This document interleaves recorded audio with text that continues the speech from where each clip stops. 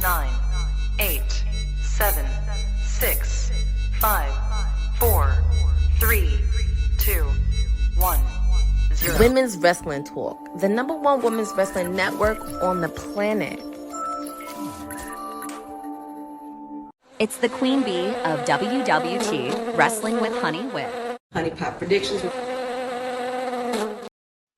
What is up? Happy Friday, beautiful people. And if you're seeing my face and this color in the backdrop, you know exactly what time and day it is. It is Friday and it's time for our Honey Night SmackDown watch along as part of Women's Wrestling Talk, the #1 women's wrestling network on the planet. And I am your hostess with the mostest, your sweetest ooze, Queen Bee of Honey Pop Predictions, Wrestling with Honey. And I will be getting into all kinds of SmackDown shenanigans with you and can't wait to get into it. And we're starting off strong. We got our champion in the house, Cody Rhodes, the American Nightmare, is making an appearance. I believe he has an exclusive interview with Joe Tessitore in ring ahead of his contract signing for tomorrow night.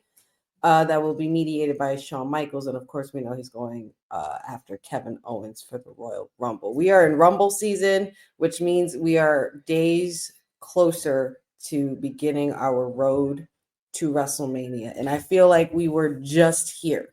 Last year.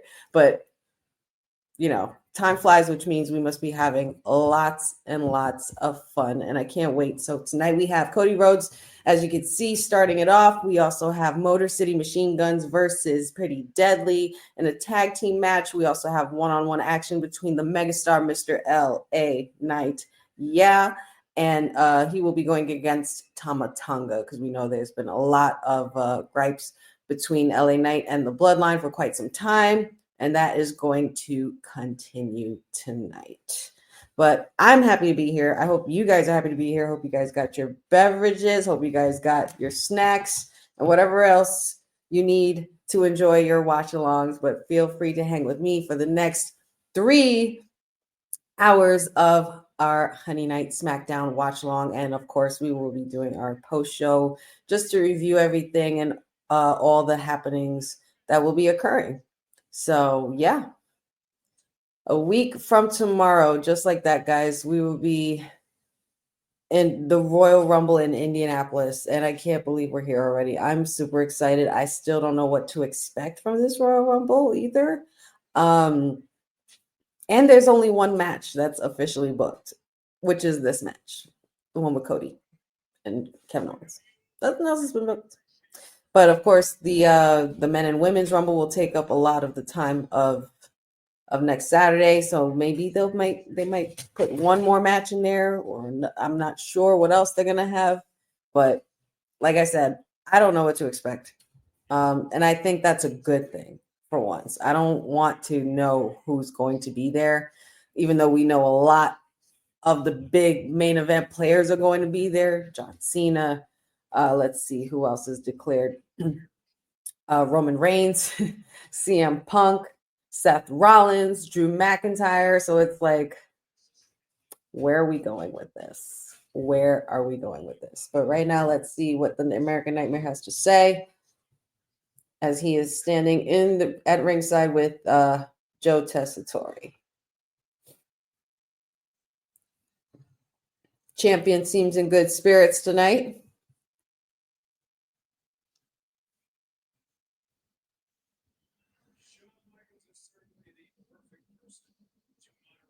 Yes, I agree. Finally, something Cody and I can agree on, that Shawn Michaels is the perfect person to mediate this whole situation. Being that it's all going down, they're having a contract signing in his hometown. I would want to be there. I would want to be there for sure.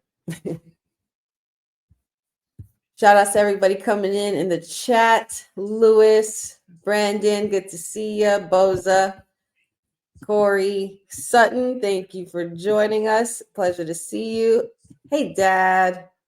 Good to see you. Papa Honey's in the house, y'all. And my buddy Benjamin Lampin. Good to see you. Good to see you. Thanks so much for joining in, guys. Hope you guys are ready for tonight. It's the go-home show before Saturday night main event. And we know tomorrow, Saturday night main event is going to be absolutely stacked. We got Jacob Fatu versus Braun Strowman. Nia Jax versus Rhea Ripley for the women's title. You also have Gunter versus, excuse me, I said that wrong. It's not Gunter. This is how you say it. I think we all can agree. Gunter, the ring general Gunter. Gunter will be going against main event Jey Uso, the Yeet Master for the World Heavyweight Championship, and tons more will be going down.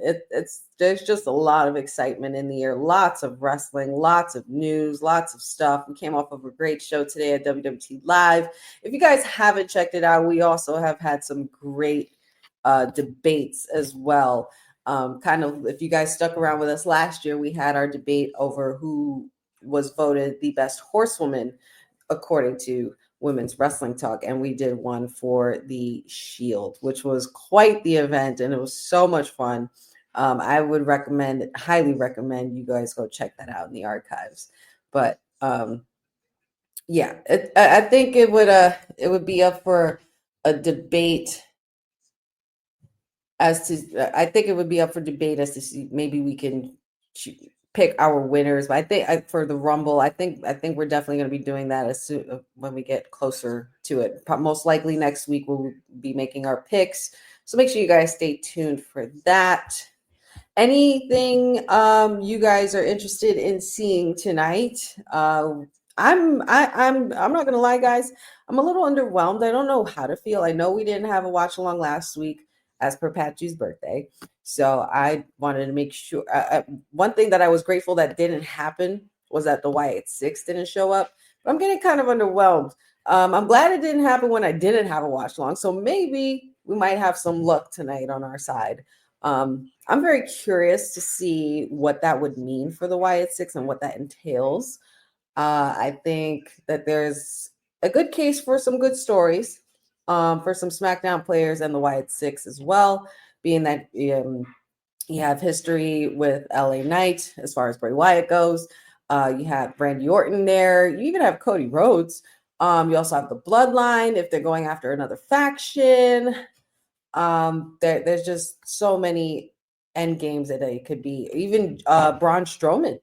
Braun Strowman being that he's going against Jacob Fatu. Quite honestly, I think the Wyatt Six might make an appearance for Saturday Night Main Event. It would be kind of interesting to see, and maybe bring back the big boy into the fold, or make it a great story for Uncle Howdy versus Braun Strowman. But listen, give it all to me. I don't care. I just want chaos, guys. I just want chaos.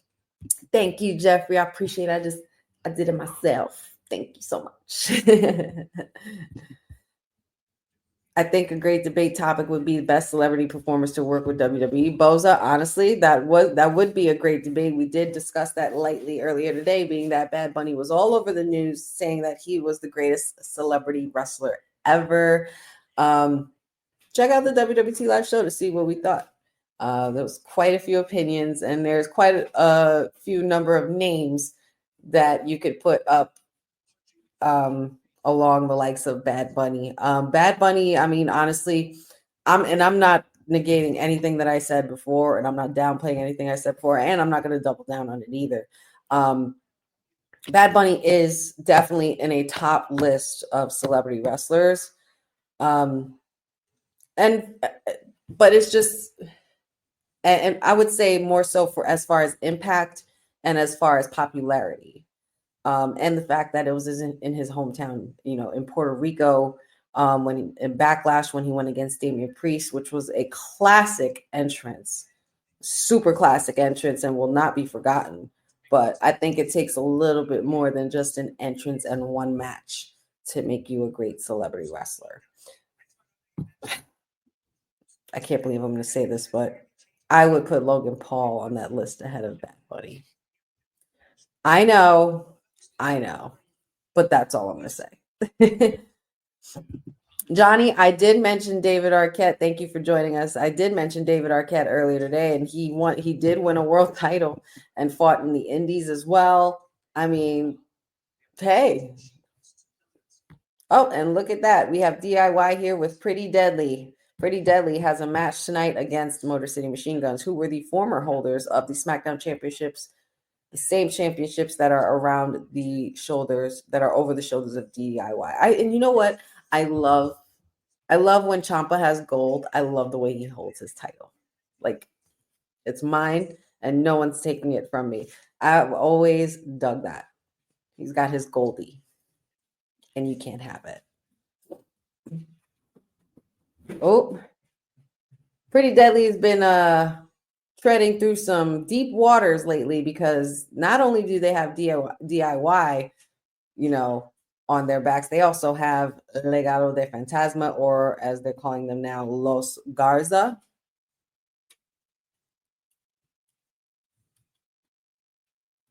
And no words needed.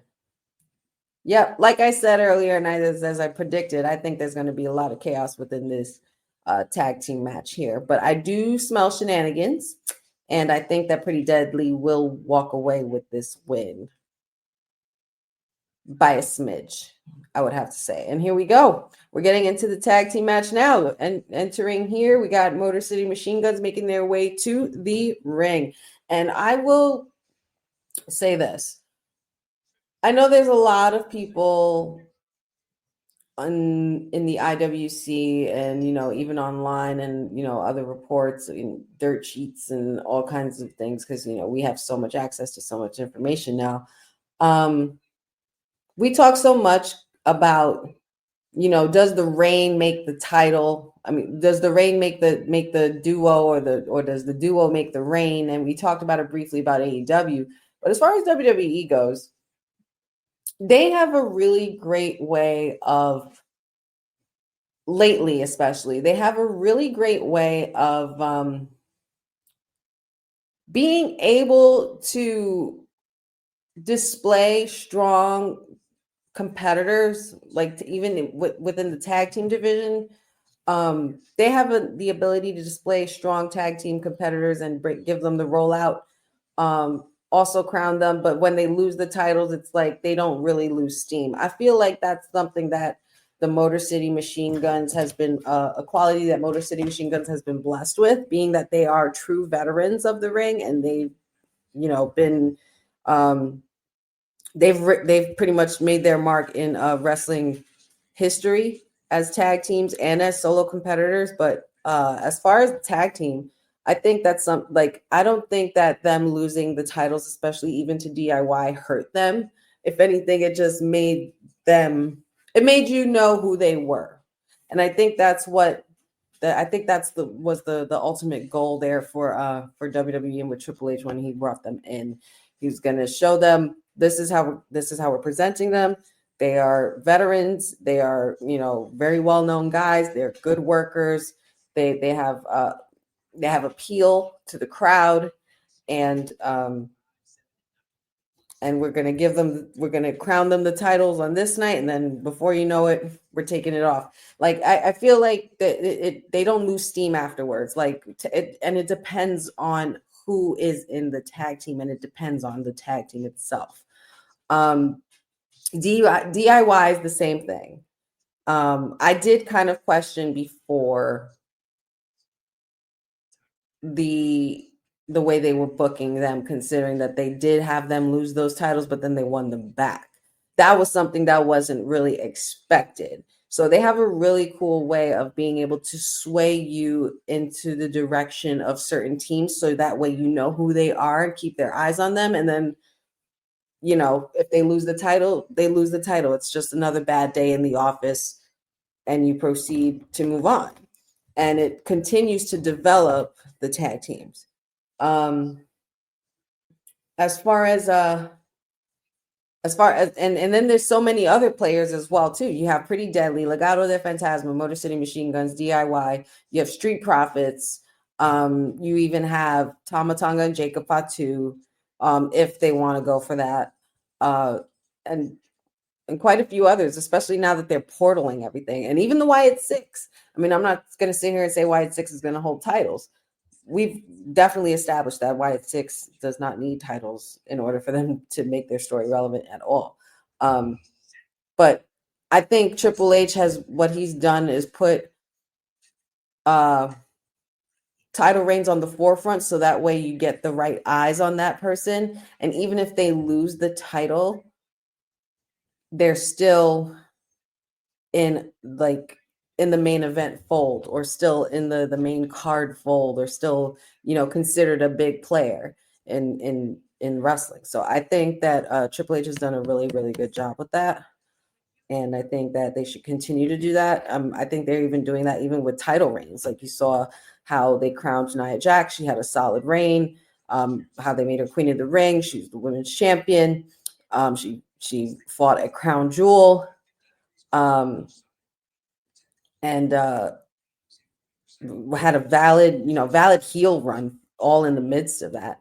And then you finally find the moment to crown someone like Tiffy, and it's perfect because it still creates the juiciness in the storyline that's between Tiffy and Nia, but it doesn't hurt Nia Jax because she lost. You know what I mean? It was more so that it was, oh, that's part of the story, not, oh, they buried Nia.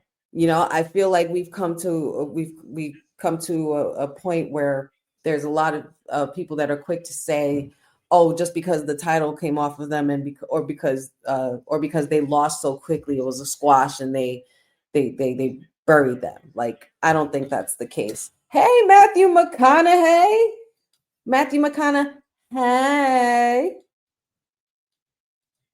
Yes, of course, to be expected. Why wouldn't he be there? They are in Texas. Very nice. That's an A-lister right there. I would consider Matthew McConaughey A-lister. And here we go. Pretty Deadly is on their way out. Yes, boy. They look they're still on their P's and Q's, but they look a little timid for this evening because I know there's a lot on their plate right now, but they kind of brought that on themselves, guys. So yeah.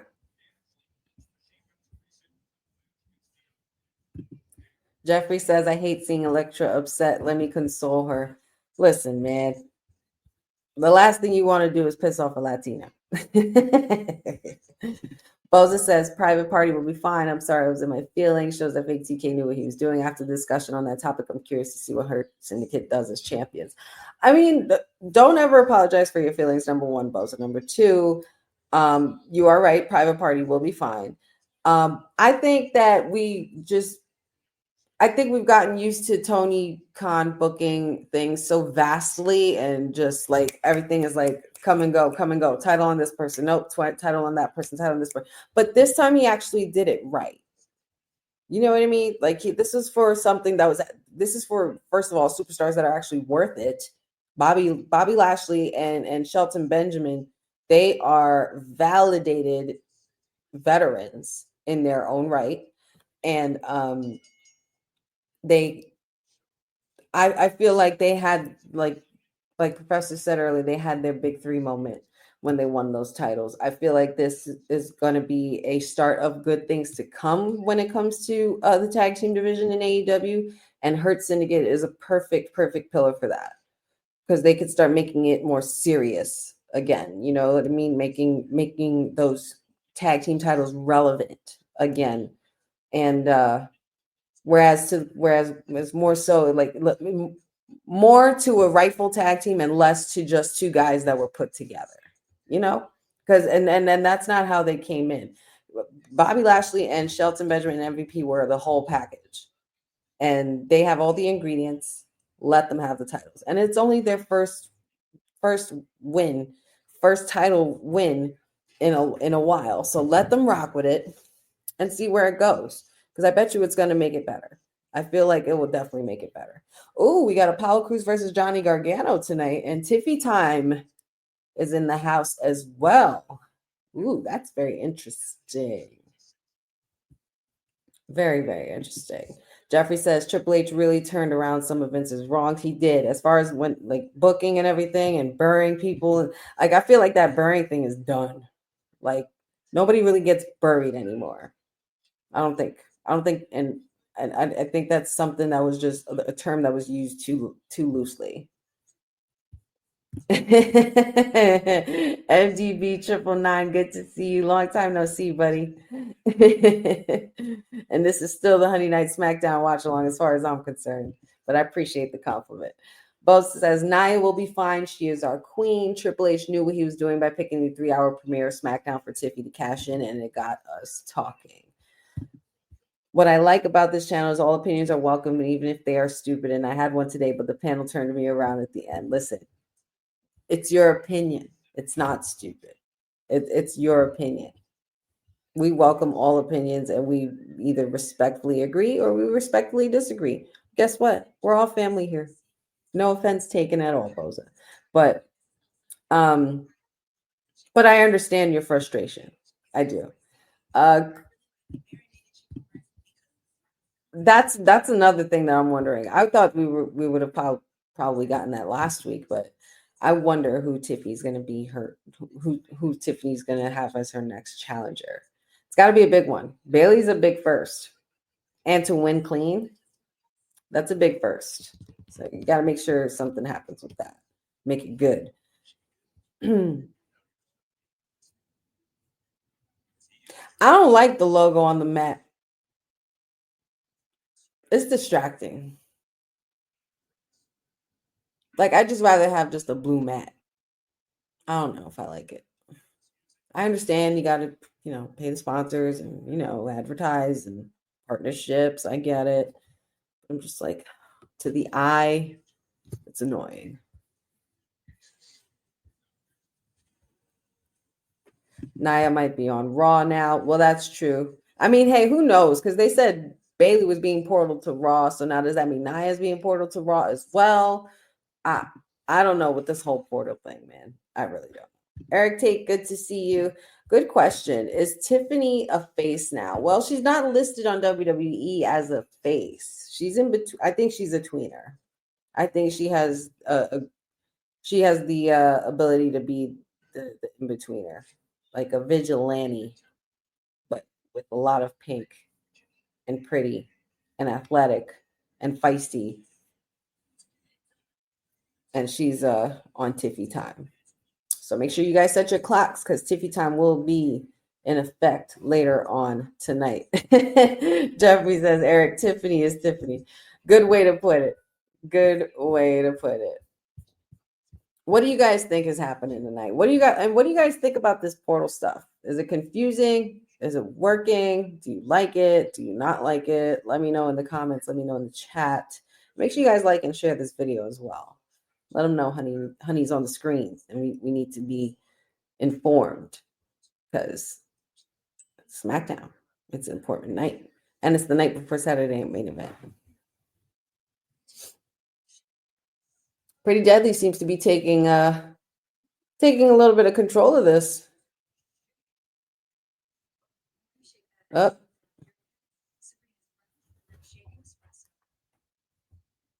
Motor City Machine Guns trying to go for the tag there, but didn't make it. Pretty Deadly able to keep them apart and at bay. Displaying some good tag team work, working together. I think it's about time we build up Pretty Deadly, though. What do you guys think? They have so much potential.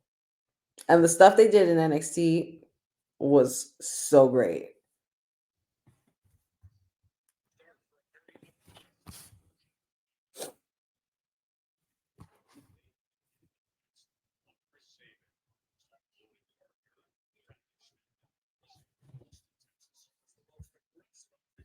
I feel like Pretty Deadly could make be similar to Fandango and Prince Pretty. I feel like Fashion Files and all those segments and like the mystery Fashion Files. Like, I feel like they have that potential. Like they did it when they were in NXT. They did it a lot. I feel like they could do so much more. Definitely future tag team champions in my opinion.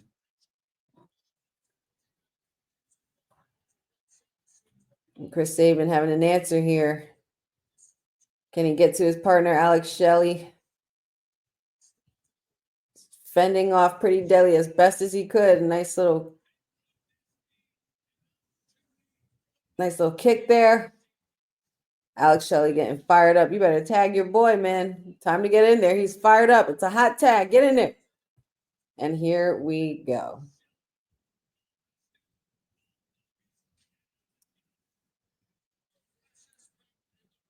Alex Shelley taking it. Taking it to Pretty Deadly. Wow, my God. What was that? Good move. Close, but no cigar. Didn't get the pin on that one. Alex Shelley trying to figure out another outlet on defeating Pretty Deadly. And woo, baseball slide to the outside. Oh boy. This is vintage Motor City Machine Guns right here. Suicide dive to Pretty Deadly outside by Chris Sabin. And the boys are fired up.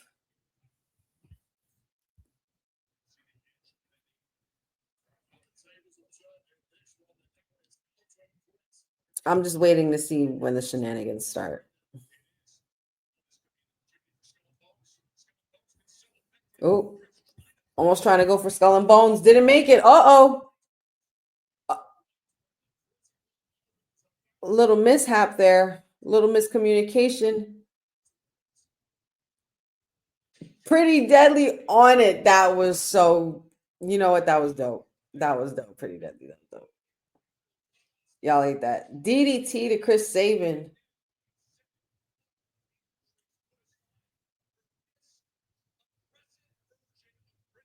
Pretty Deadly ain't playing no games tonight.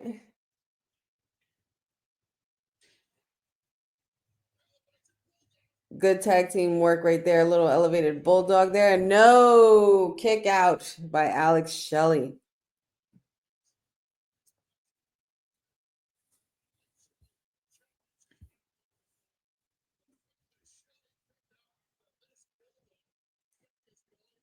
That's so crazy. You kicked out of that.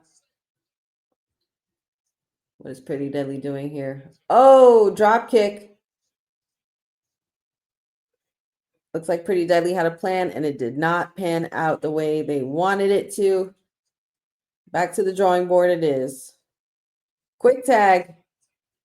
Oh. Oh, and that's where Motor City Machine Guns thrive, man. They thrive on the speed and the agility. They're so beast in that. Oh. Double kick to the head, and here we go. I think this is it. Are we going for Skull and Bones? And a 1, and a 2, and a 3. And that is a clean win by Motor City Machine Guns on Pretty Deadly. Looks like I was wrong in my first prediction. I was going to say Pretty Deadly would win. And I smelled shenanigans, but I guess not yet. This was a really good match, though. I want to see this again. They need to run it back on, like, a PLE. As far as which, I don't care. That was exactly my sentiments, Boza. I thought that DIY and the other tag teams would have showed up as well. But not yet. Same, Jeffrey. Dad says the Motor City Machine Guns are good. Don't get me wrong, but I hope WWE gives them a good storyline so they don't become just another tag team. They deserve it. Yes, they do. And I think they're being booked just fine. That clean win was definitely what they needed. Oh. It's Michael Mizanin, The Miz, is here on SmackDown.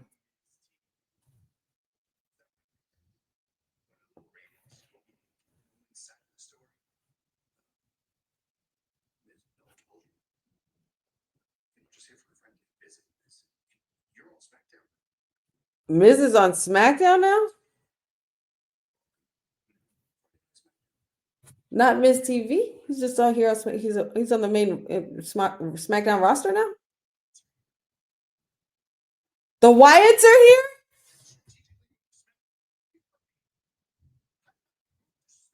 Nick Aldis confirmed that the Wyatts are here. There's no getting away, Michael. You can't get away. You will never get away from Uncle Howdy, Miss. Oh, we're definitely gonna see some Wyatt Six shit tonight. I'm so excited. Wyatt Six is here. Ooh, look at this juicy little tag team we got here. We got Michin and B-Fab versus Chelsea Green, the United States Women's Champion, and Piper Niven. That should be fun. That should be really fun. Then, of course, we got one-on-one with LA Knight and Tama Tonga, as well as Tiffy Time making an appearance as well. What is going to happen? So the Miz is on SmackDown now, and the Wyatt Six is here tonight, guys. I'm so excited. I'm so cheesy. Yay. I'm so glad this is happening now and not last week. This is beautiful.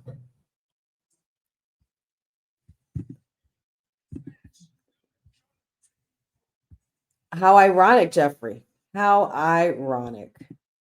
Boza says that feels random. They're taking Final Testament versus Wyatt Six and putting it on SmackDown. They might. They didn't say anything about crossing them yet. But the Miz is there.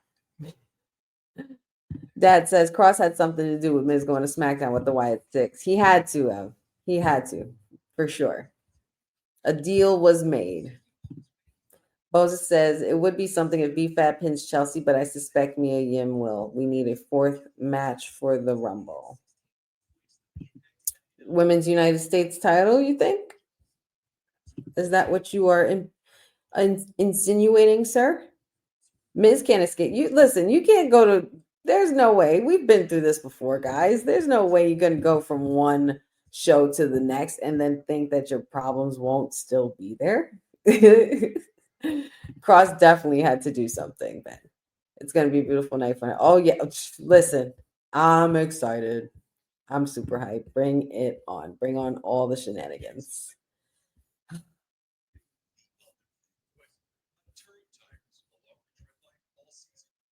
Oh my God. Well, I'm trying to hold my excitement. I'm going to fight all these urges, my brother. I'm really trying to fight the urges to be too excited. I just can't wait. I just need an appearance. I don't want a QR code. I want an appearance. I want to see Uncle Howdy. Where the hell has Uncle Howdy been? Has anybody seen him? Okay, I realize Uncle Howdy hasn't made an appearance at all this year yet. Not even for the Raw on Netflix. What are they doing? I'm intrigued. Hey, anybody want to answer this question for me and answer why Malachi Black is posting pictures on his story of Royal Rumbles? Anybody? Am I looking into shit too much, or is that something that we should discuss? Because I feel like that's for a good discussion. I would like to talk about that. And I don't want to refer to him as Malachi Black, because now that if he's coming home, it's not Malachi, it's Alistair.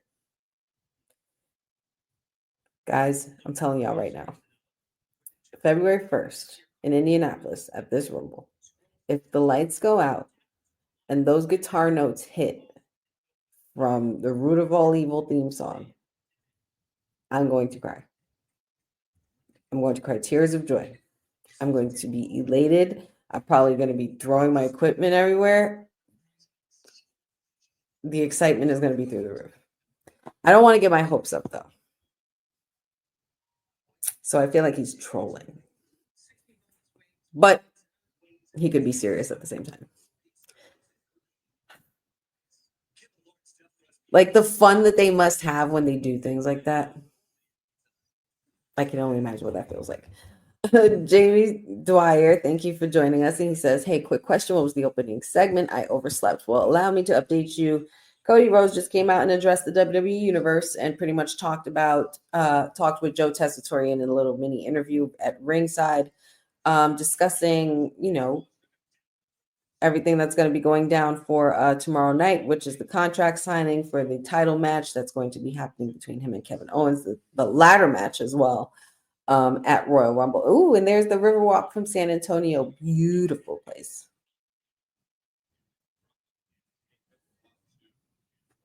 Yeah, San Antonio is pretty lit right now.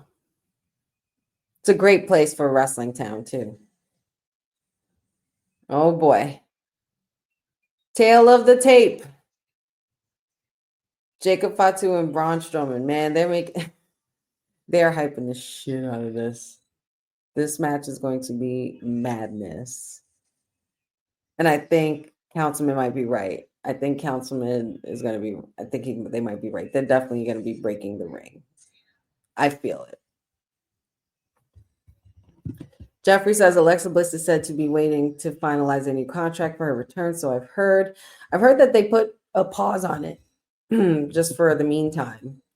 But again, patience is a virtue that a lot of us don't have.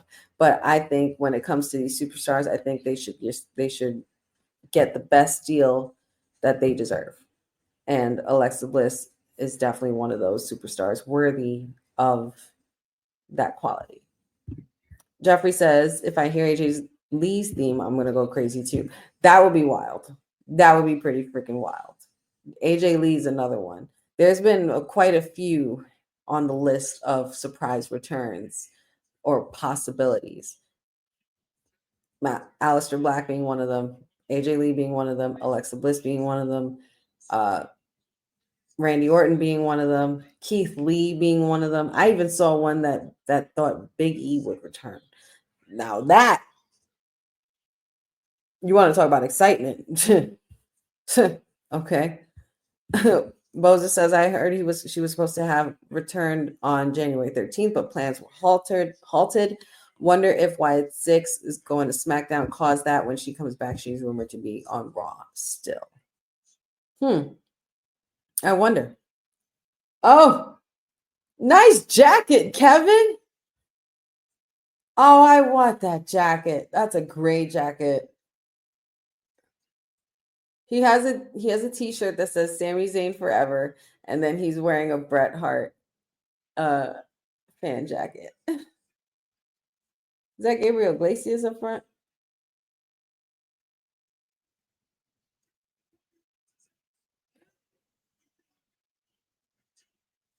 Kevin Owens saying, everybody's kissing Cody's ass. Joe Tessitore, The Rock, everybody.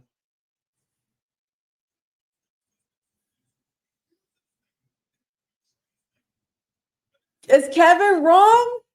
Kevin's not wrong, y'all. Kevin's not wrong.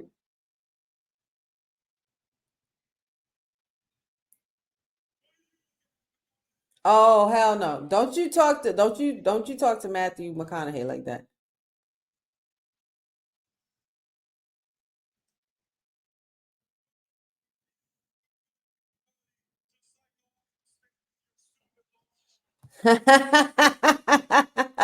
Of course, Kevin. I'm gonna beat Cody the way Iowa beat your stupid Longhorns, he said. Oh. Hey, Jimmy. Jimmy Uso.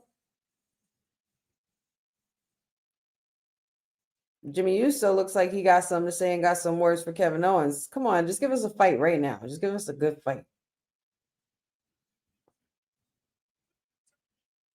Cut that terrible music. You can't even say that with a straight face. Everybody knows nobody's music in the Bloodline is terrible. The original Bloodline. Big Jim in the house. I kind of like that moniker for him too, Big Jim. Oh, slapped him. Let's go. Let's go, little quiche. I smell an Uso splash. Nope. Kevin was able to dodge that bullet. I want that jacket.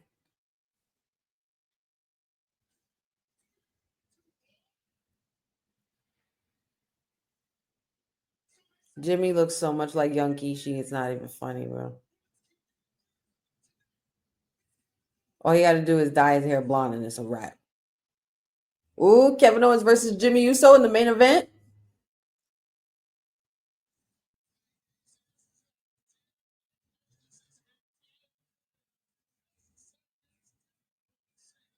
He put up the Longhorn symbol.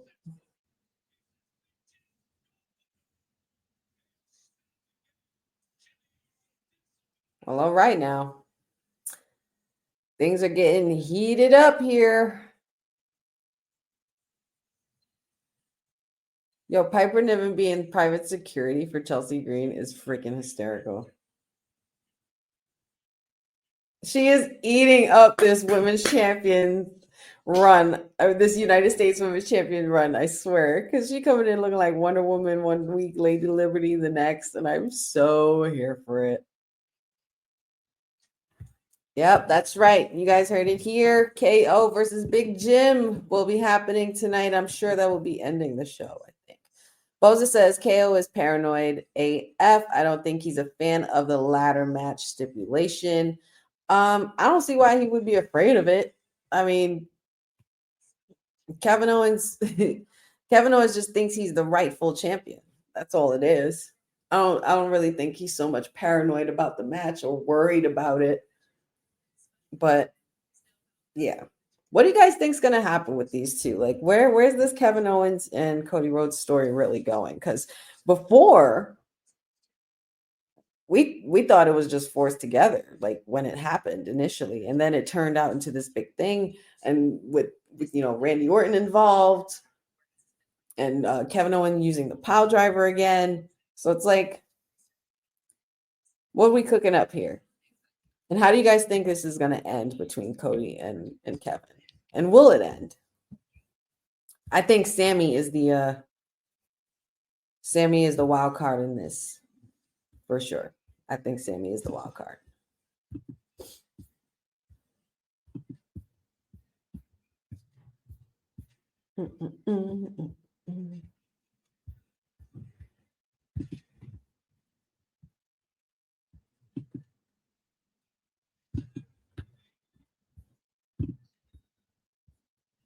Eric Tate says KO's heel run is gold. I honestly have been wanting this Kevin to be back for quite some time, so I'm glad it's here because I feel like it was too short-lived as far as him being solo, because he was like this when he was with Jericho. He was like this when he would be with Sami Zayn and whatnot.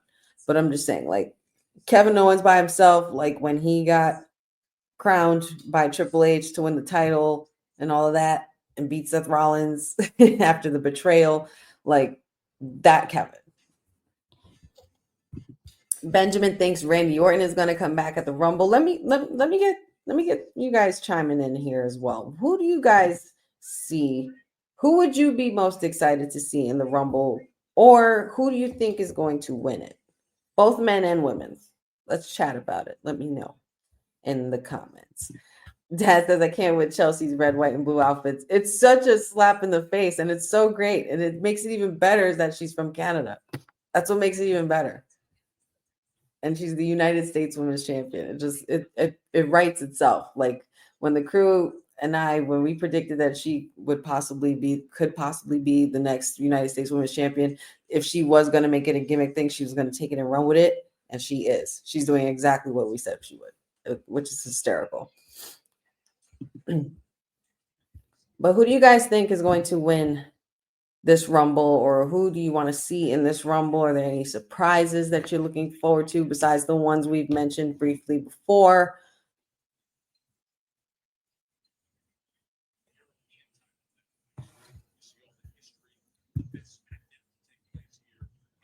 Do you think anyone from TNA will show up again? Because we did have a lot of great surprises and appearances last year. Of course, Jordan Grace, Jade Cargill making her debut. The Austin Gamblers, the 2024 PBR World Champions.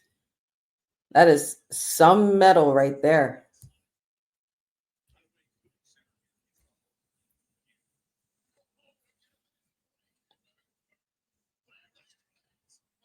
Jimmy Uso and Kevin Owens has been made official. Big Jim. Benjamin says Kevin would rather go hide in a car than climb a ladder.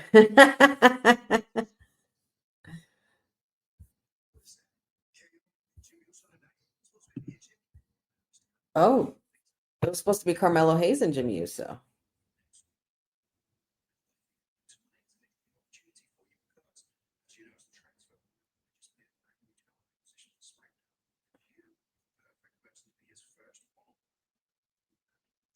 What new prospect you got on SmackDown now, Nick? All this?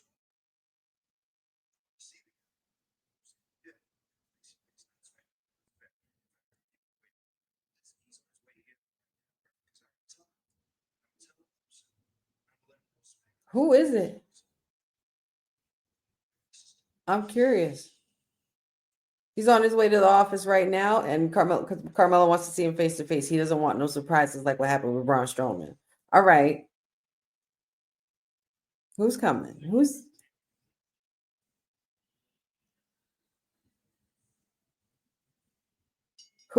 it? Now I'm curious. And y'all go into the women's match? Like, come on, man.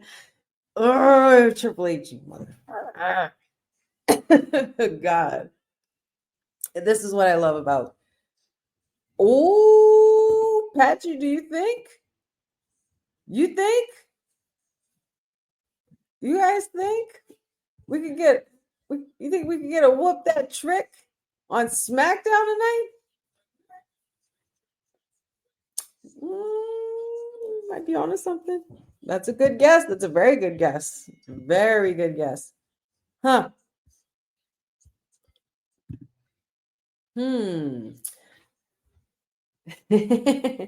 So now that just got me like really thinking.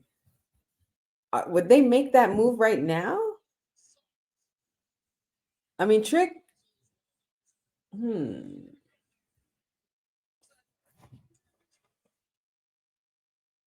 I feel like Trick would be too easy. Yeah, Trick. Yeah, Boza. I was gonna Trick is most likely gonna get his rematch at Vengeance for the title against Obafemi, and then he'll move up. Maybe Trick will show up for the Rumble, but I don't know. Maybe tonight. I mean, that would be crazy if they pull the plug on that. Who would it be though? A new acquisition to SmackDown. I'm thinking of people who have history with Carmelo Hayes.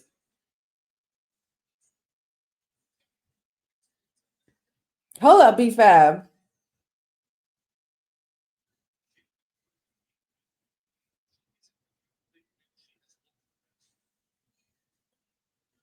Come on, B-Fab. She's in some good shape, bro. She's looking good. This is a duo I didn't know I needed. I kind of like this duo. Yeah, Triple H knows what he's doing.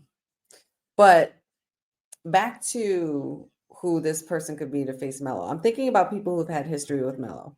And I am thinking about someone who's been very, very quiet and not by choice. Someone who's been very quiet due to injury and has kept it very, very much so under wraps. Ilya Dragunov? Could we get Ilya Dragunov today? I don't know. Is it big enough? Like, would they know who he is, though? Would the crowd receive him well as well? I'm thinking about that because I know he was on Raw. I don't know. Talk to me, guys. What do you think? Boza says, I could see Trick doing the Rumble, but he won't 100% move up until after Vengeance. I mean, the PLE is called Vengeance. What if they completely swerve us and have Obafemi lose the belt and then he moves up? I feel like that could be ideal as well, but I don't want to take the belt off of Obafemi after giving it to him in such a big way. You know? Here we go. Tag team action. Michin and Chelsea Green already in the ring.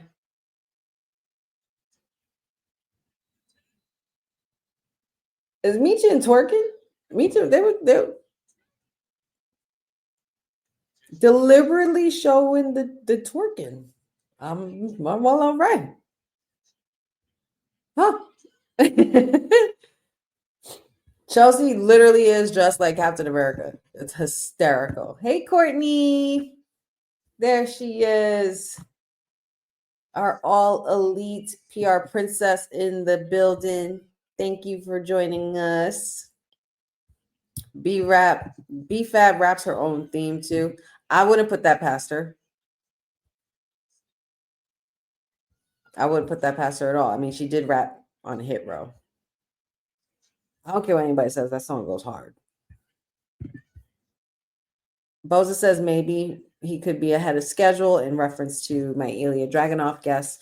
I'm scared I won't give this match attention because my mind is going 50 miles an hour.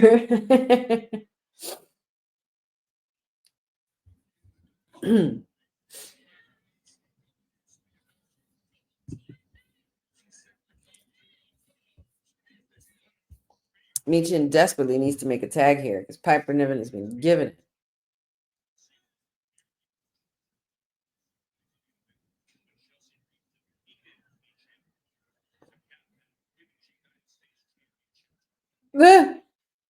Chelsea's such a good soul.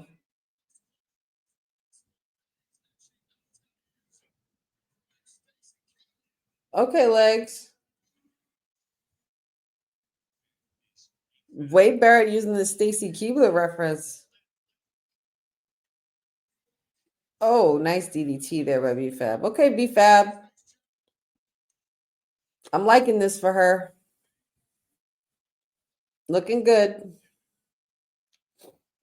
A little mishap there. Piper Niven screwed up and squashed her poor partner there. Oh, putting the drop on B-Fab, but did not know that she made the tag, and Michin is right behind. Drop kick.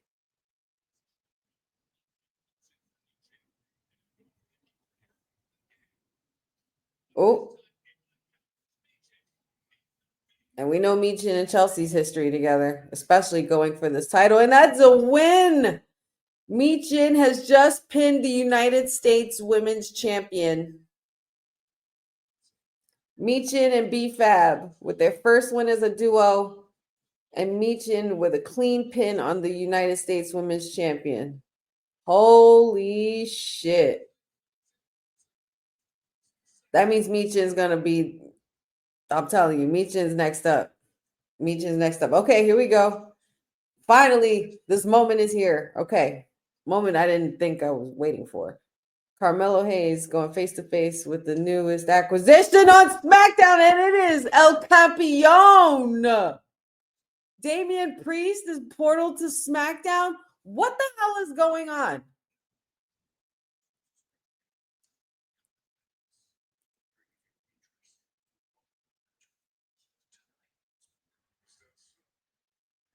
Oh, Carmelo Hayes, I'm sorry, baby, but Damian Priest is going to wipe the floor with your ass.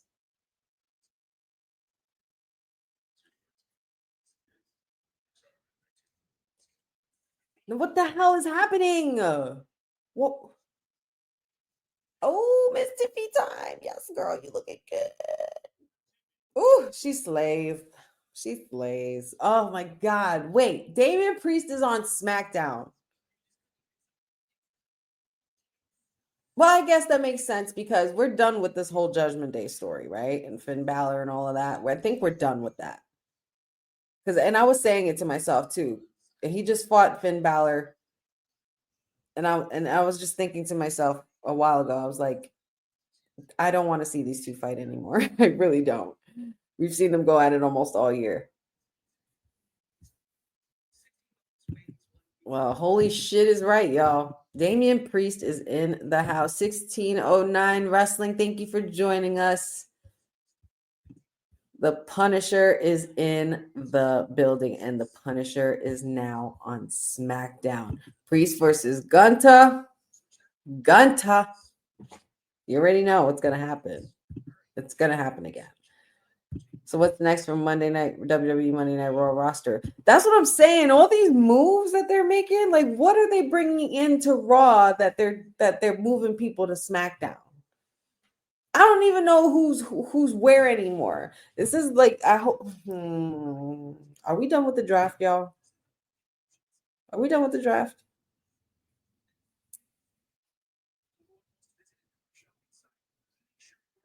What are they cooking up? What are they cooking up? So far, Pierce looks stupid and no moves from NXT. That's another interesting little facto there, Boza. There's been no NXT portaling. I mean, besides Bailey. But I was thinking, would it be a bad idea if someone like Aleister Black goes to NXT instead of going to Raw and SmackDown? I think that now that you have somebody like Obafemi at the helm of the men's championship on NXT, I feel like, and he's pretty much ran through the whole roster that they have there now. You need to start bringing out the big fish. And big fish like Aleister Black or like Finn Balor or like Seth Rollins. You know, men who've held the NXT championship. Shinsuke Nakamura even. But Shinsuke is the United States champion. But even still. Because I could easily see that play being made for Zelina on NXT. And to go against Julia. Sickening. Or to align herself with the likes of Stephanie McCure. I think it would be pretty sick. But the portaling thing is really getting to me because I don't know what to expect. I don't know what's what anymore. And I like it. Confuse the shit out of me, WWE, because that way when the big events come, that's when you really surprise me the most. And yes, Royal Rumble in Lucas Oil Stadium in Indianapolis next week. I can't believe we're here on Rumble season, guys. It's already here. This is bananas. Oh, another one. The Queen, Charlotte Flair.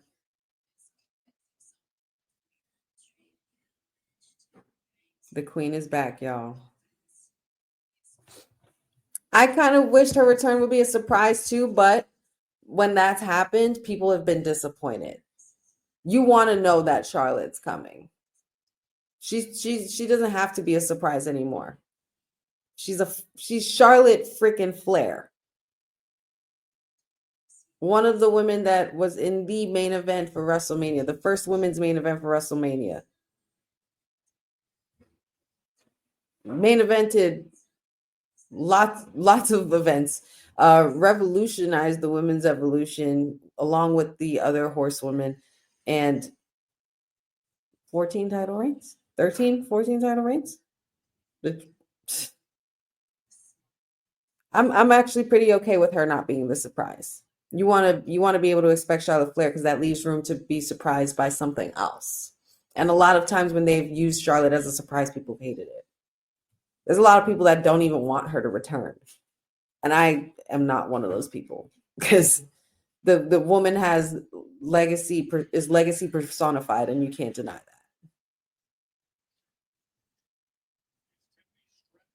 There she is, the women's champion, Tiffany Stratton.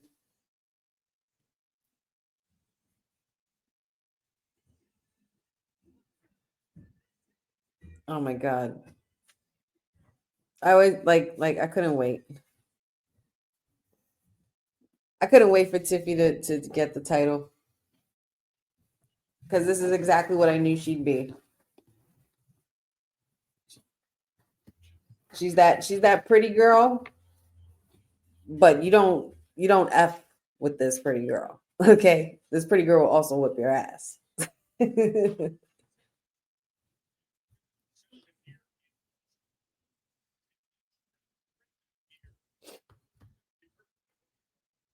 And there she is in all her glory, the women's champion. I'm so proud. So proud that I could say that I envisioned this and saw this coming for her. Predicted that she'd win Money in the Bank. I even predicted she'd turn it pink. And now she's women's champion. It's a beautiful thing. It's funny. I think it's funny that they show Tiffy Time arriving after they show Charlotte Flair's vignette. Just putting that out there. You know me, I love a good cat fight.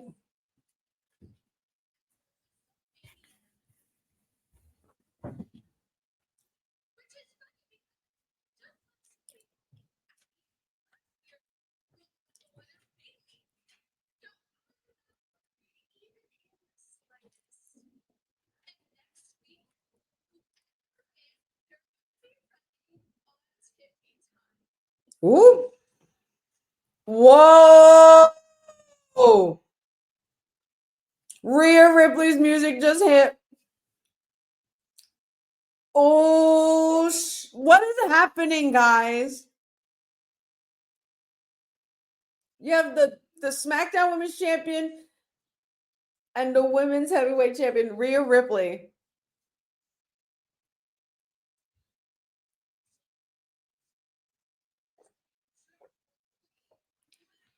Mommy is here. Oh my God.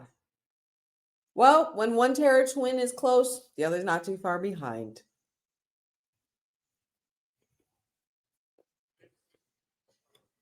Give you chills. I'll take your soul in your sleep. I listen to Rhea Ripley's theme song at least once a day.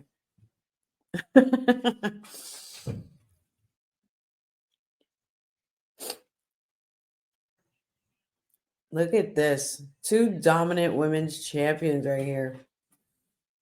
Both former NXT women's champion as well. Oh my God. Chat is already losing their mind.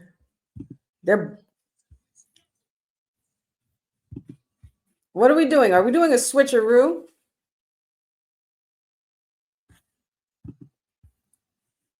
My goodness. Look, guys, it's Wicked. WWE produced their own version of Wicked. Who will be the one to defy gravity?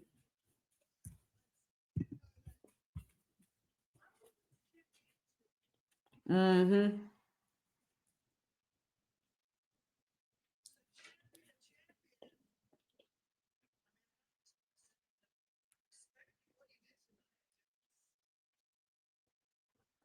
Boza, that is a good point. Boza says, what if Julia shows up? The winner could decide to face her too. If Julia shows up on Friday Night SmackDown right now. Oh, it's Nia. I was about to say Nia Jax is here with Candice LeRae. Candice LeRae standing there with Nia like I'm supposed to be intimidated. I mean, technically, you should be, because Candice LeRae ain't nothing to mess with.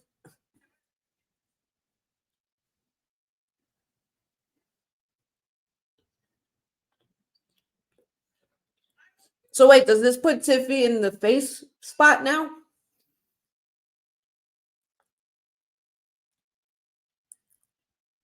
Are we going to see a tag team match? We already saw a women's tag team match. You can't get another one. There's no way. Oh, that sign is cute. Whoever did that Tiffy Time sign right there in the front, well done. Well done. Yes, Jeff, I smell a cat fight. Thank you for joining us, Jeff. It's WrestleMania season. Anything can happen. You are absolutely right about that. Oh my gosh, she just told that kid her mom sucks to her face. Hassan Terrell, good to see you, buddy. Thank you for joining us.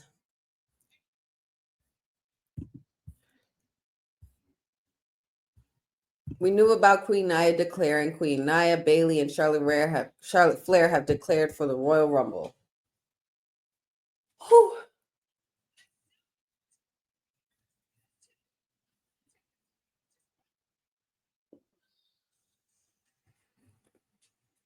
And there she is, the EST of WWE, and the glowiest one, Naomi. The women's tag team champions are in the house too. It's a star-studded night. I came back on the right Friday. Shit. Man. If this would have happened last week, I would have been upset. They are jamming to Bianca's music. Listen, don't even get me started about theme music.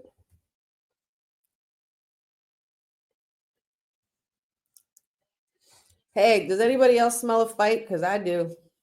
I want to see a fight.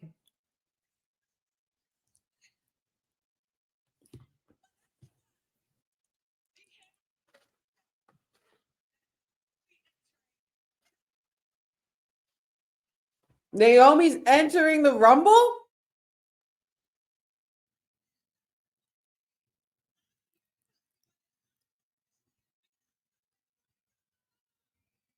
Oh, Bianca is in the Rumble too.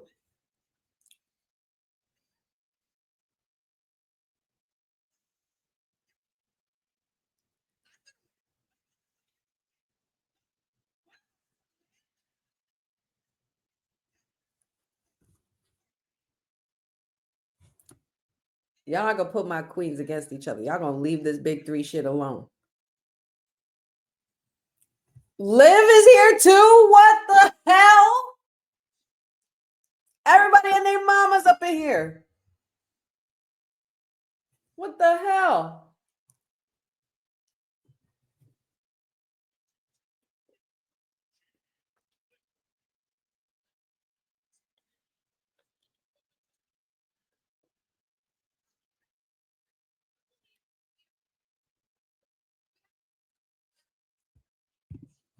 Man.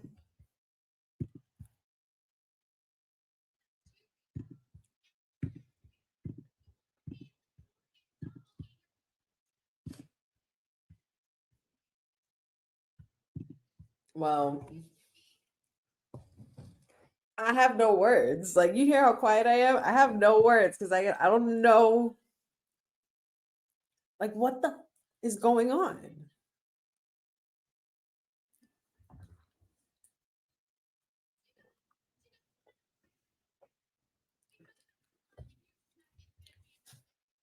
You gotta love Liv Morgan.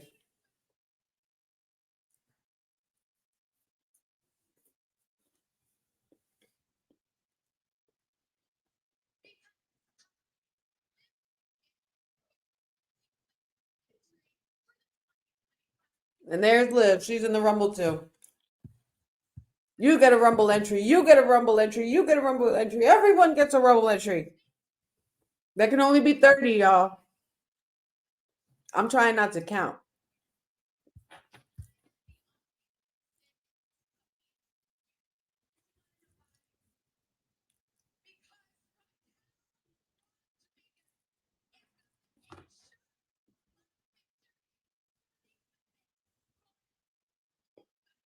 Oh,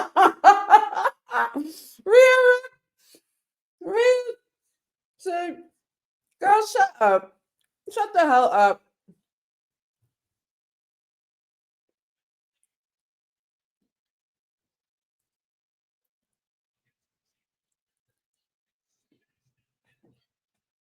Rhea and Nia going at it. Raquel and Bianca. Naomi and Liv.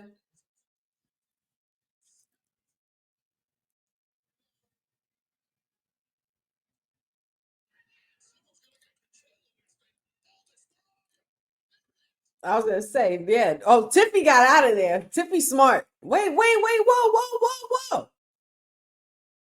Nick, all this was about to come out, and then it goes to commercial. Dominoes. You messing up my whole vibe here. No. We about to get a match. I don't know if we gonna get a match. 6-woman tag? Not 8. Oh well, yeah. Tiffy wasn't in her wrestling gear. She was in gear, but not wrestling gear. Okay, so Bianca, Naomi, and Rhea versus Nia, Liv, and Candace. Is that what we're saying? Big 2 out of 3. Huh. Jesus Christmas. Lord. Is it Monday?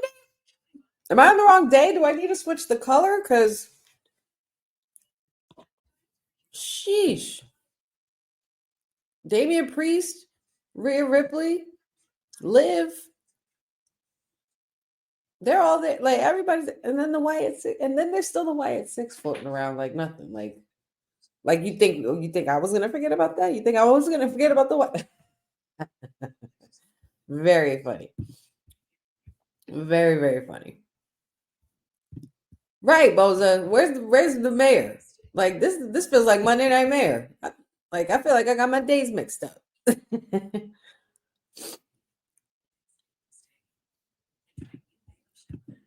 This pretty much is like Raw. Yeah. Seriously, man. Seriously, Ben. Jeff says, what about Rhea, Bianca, Naomi versus Nia, Liv, and Candice? Great idea for a 6-woman match. I think that's going to be the move. I think that's ideal. But you know what's not the move? Cutting me off and going to a commercial. Ugh, how rude. Well, anyway, if they're going to cut to commercial, I might as well do the same, right? Don't forget to check out all things at wwtalkpod.com and check out all our cool merch. Hey, yo, you. Yeah, you that's watching this. You sitting on the couch staring at the screen not knowing what you want to do like this is an online college. Are you tired of wearing shirts that make you look like an extra stuck in catering? Do you want to step your wrestling swag game up to the next level? Then Women's Wrestling Talk has got you covered. Like literally. Are you for life in pink or black and white? Or maybe you're the EST and people need to respect you accordingly. Want to put some pride in your stride and show off the muscle in your hustle? Then make sure you check out the WWT store. Not now, but right now. Alright? What you waiting for? Head to www.talkpodstore.com and don't make me fight you. Shit. Don't make up fight you. That's the last thing you want. Check out www talkpod.com and the website for all our cool merch. Follow the drip. Be part of the team. Support the cause. We would love to have you part of it.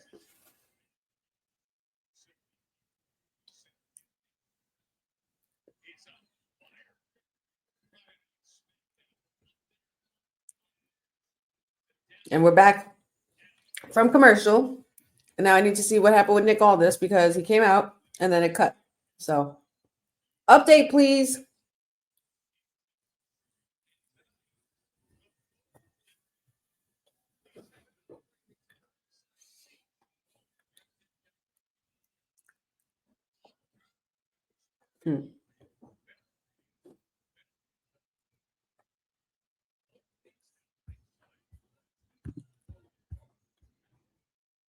Up. And it looks like that's exactly what it is. I guess Nick Aldis announced it during commercial. I didn't get to see it, but whatever. Here we are. Rhea and the big 2 out of 3 versus Nia Jax, the Poison Pixie, and Liv Morgan. Girl, Nia, you're too dominant to be doing that kind of shit, girl. I love you, Nia, but come on now. You're better than that. How you gonna run from Rhea and then you're gonna tag in Candace? Like, exactly, look.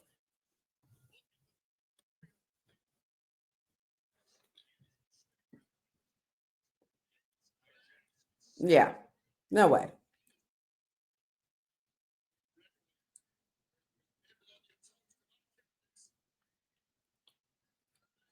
Candace, I'm sorry. Courtney, I'm sorry. But your Poison Pixie's not cutting this. You know that, right? Not against mommy. I think Candace is going to be the one that takes the pins, too. Or it could be Liv.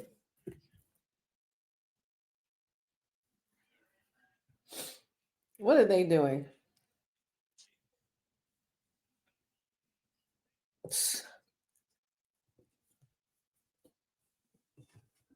You could totally tell at this stage of Naomi's career.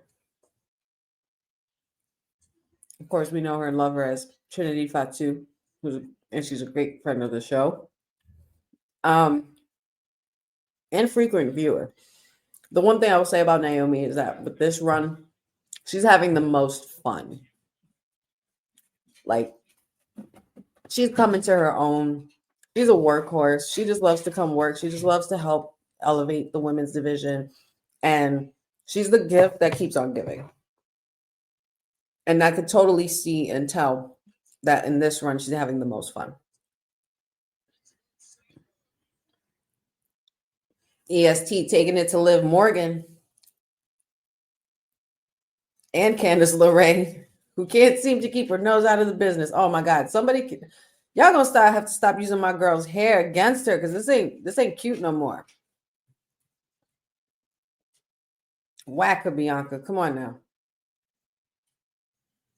Oh my gosh, she just got pummeled by Nia Jax with a nasty clothesline.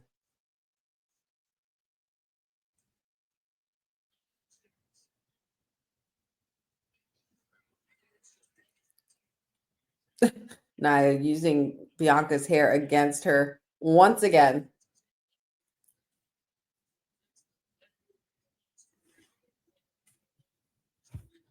Yes, you did. You definitely got it, Jeff.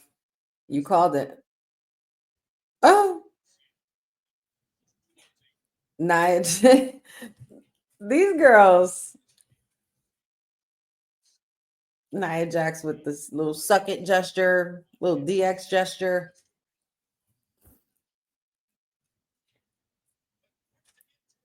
Oh, watch out, Nia. Oh.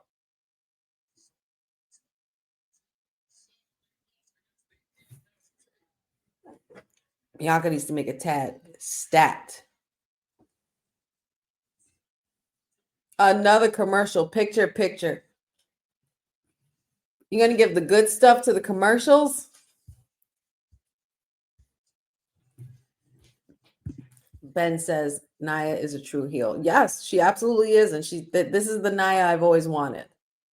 This is the Nia I've always wanted. This is the Nia I always saw when I first saw her appear in NXT. And I was just like, she's it. She's going to be something. And it took her a while to get here, but guess what? She's here and she has arrived and she's been in her prime. Oh, love these two. Nia and Naomi in the ring. Love it. Because, that's when the real shit's going to go down. They're family, too. So it's like, let's do what we always did in the living room or in the backyard.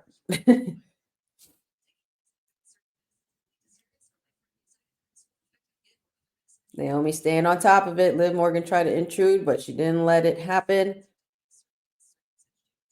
Oh, Naomi, really? You can't pull that move off on Nia, and now she's crushed you like a bug. And she got the kick out. Same, Dad. I hate commercials.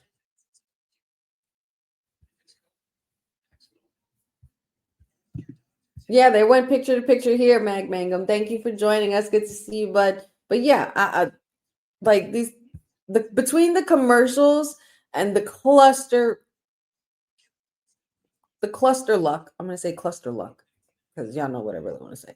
But between the commercials and the cluster luck of Monday Night Raw talent that is coming through to SmackDown through this portal, absurd.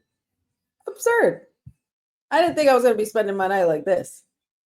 And I'm still waiting for the Wyatt Six. God, guys. I can't promise that my equipment won't be flying by the time we see the Wyatt Six. I've been waiting patiently. I'm trying to wait patiently. I want to see an Uncle Howdy appearance. I don't want to see like just Wyatt Six. I need to see Uncle Howdy. Where are you? Where are you, Taylor? We know you're there. Nick Aldis confirmed it.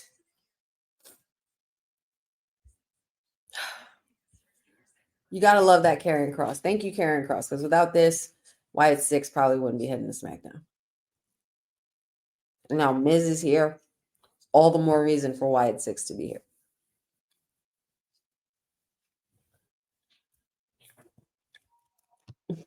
So Karrion Kross got Miz out. Wyatt Six gets Portal to SmackDown, and Karrion Kross gets Miz out because he's basically trying to help Miz realize that you can't run from your problems.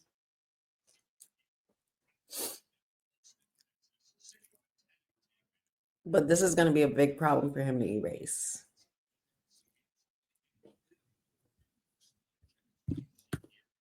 Eric Tate says, did WWE stop having house shows? Not to my knowledge.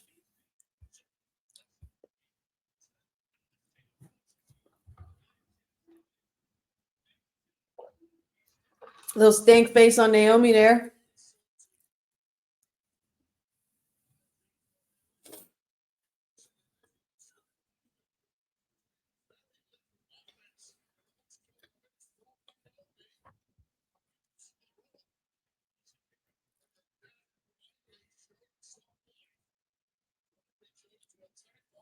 Oh my God. This poor girl, Naomi, come on. You need to get out of that corner, girlfriend. Nia and her girls are not letting up. How funny is it that the two that competed for the Crown Jewel Championship are now, ironically, teamed up and for the same cause? It's pretty wild.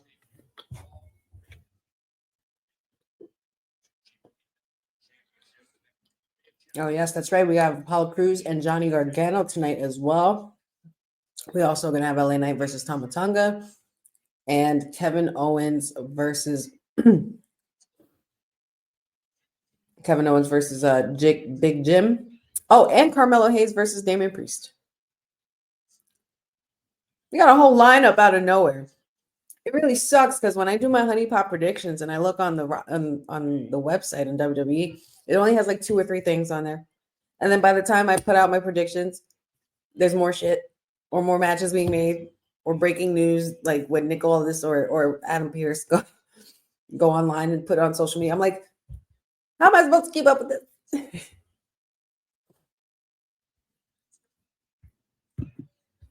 Bless Mello's heart. He has to welcome Damian Priest to Friday Night SmackDown. Yay, he's getting that ass whooped. Jeff says Naomi needs to tag Bianca Rhea. Like yesterday, dog. Yesterday. What are y'all doing in this bullshit? Referee, get control. Game, like you're the ref. Ugh.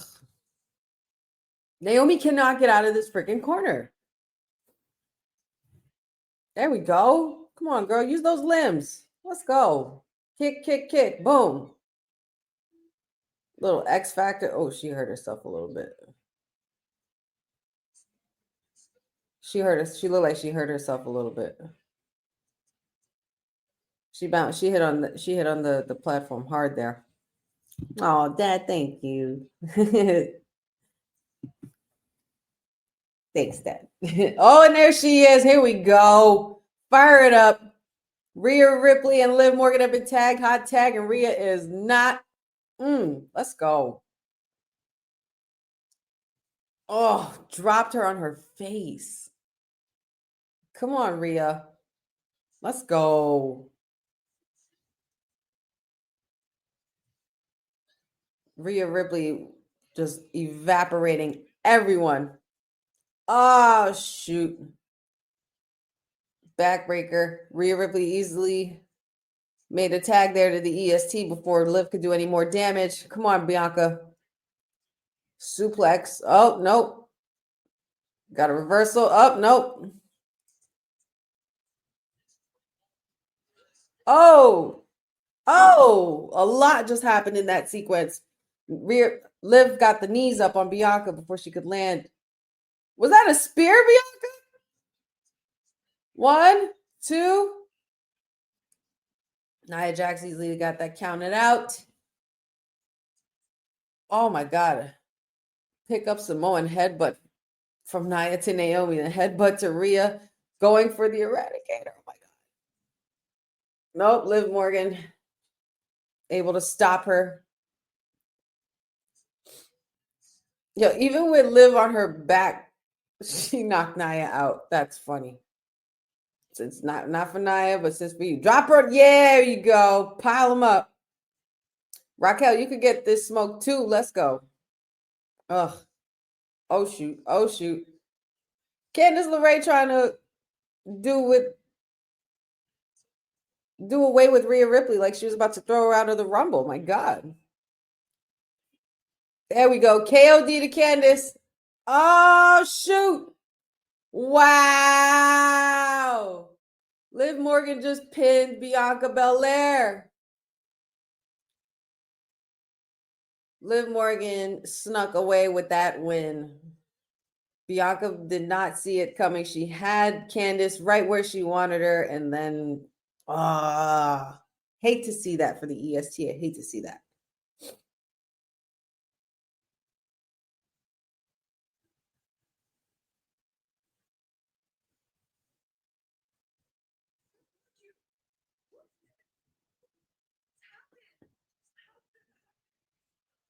Oh my God, Chelsea Green.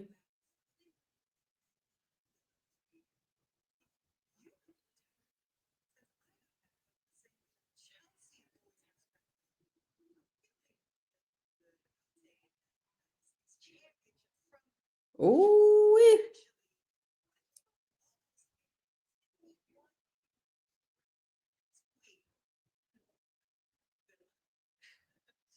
Oh, Nick Aldis made it official. Chelsea Green and Michin officially next week for the Women's United States Championship. We are running it back, ladies and gentlemen, to the United States tournament. And here we go.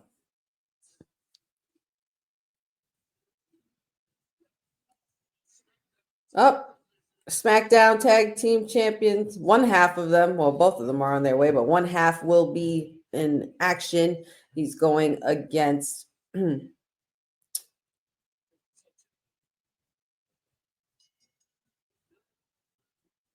scheduled for one fall.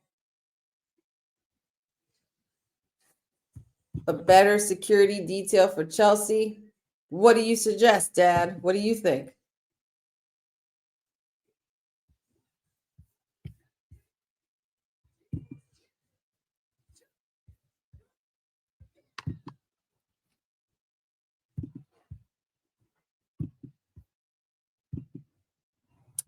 Sorry, I blanked out. Johnny Gargano and Apollo Crews.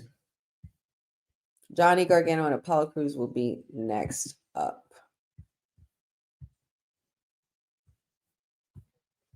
This should be a decent match. It's good to see Apollo Crews back on TV and back in the ring as well. So it's good to see that all is not lost for Apollo Crews, because I feel like that is another superstar who deserves better.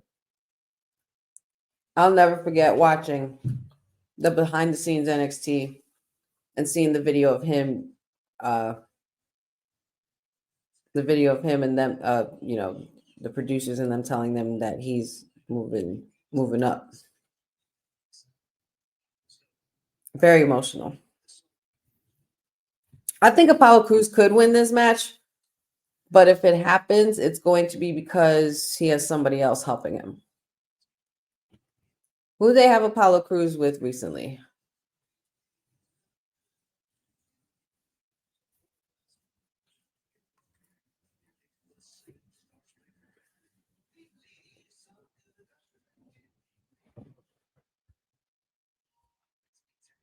I'm glad I won't be here to see it, Boza.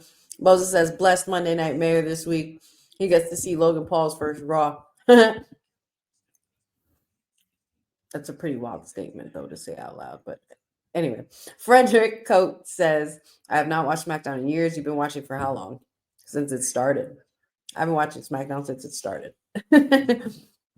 As far as doing watch-alongs here, roughly a year, almost a year. But oh my God, guys, I shared this with the crew after we got off live earlier, and I had told myself I was going to share this with you guys as well. Something very special is happening this weekend, and it would literally be in 2 days. It will be the 1 year anniversary of your girl, yours truly, joining Women's Wrestling Talk officially. I can't believe a year has flown by already.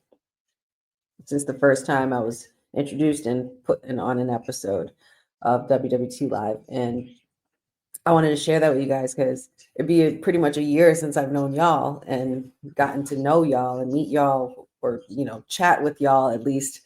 And I just want to take the time, since we're at this whack-ass commercial moment, to thank you all and appreciate you all for welcoming me in the Women's Wrestling Talk family and making me feel like family and giving me another another wrestling family as well. There's only one other wrestling family I've always had, and that's my dad and my siblings. And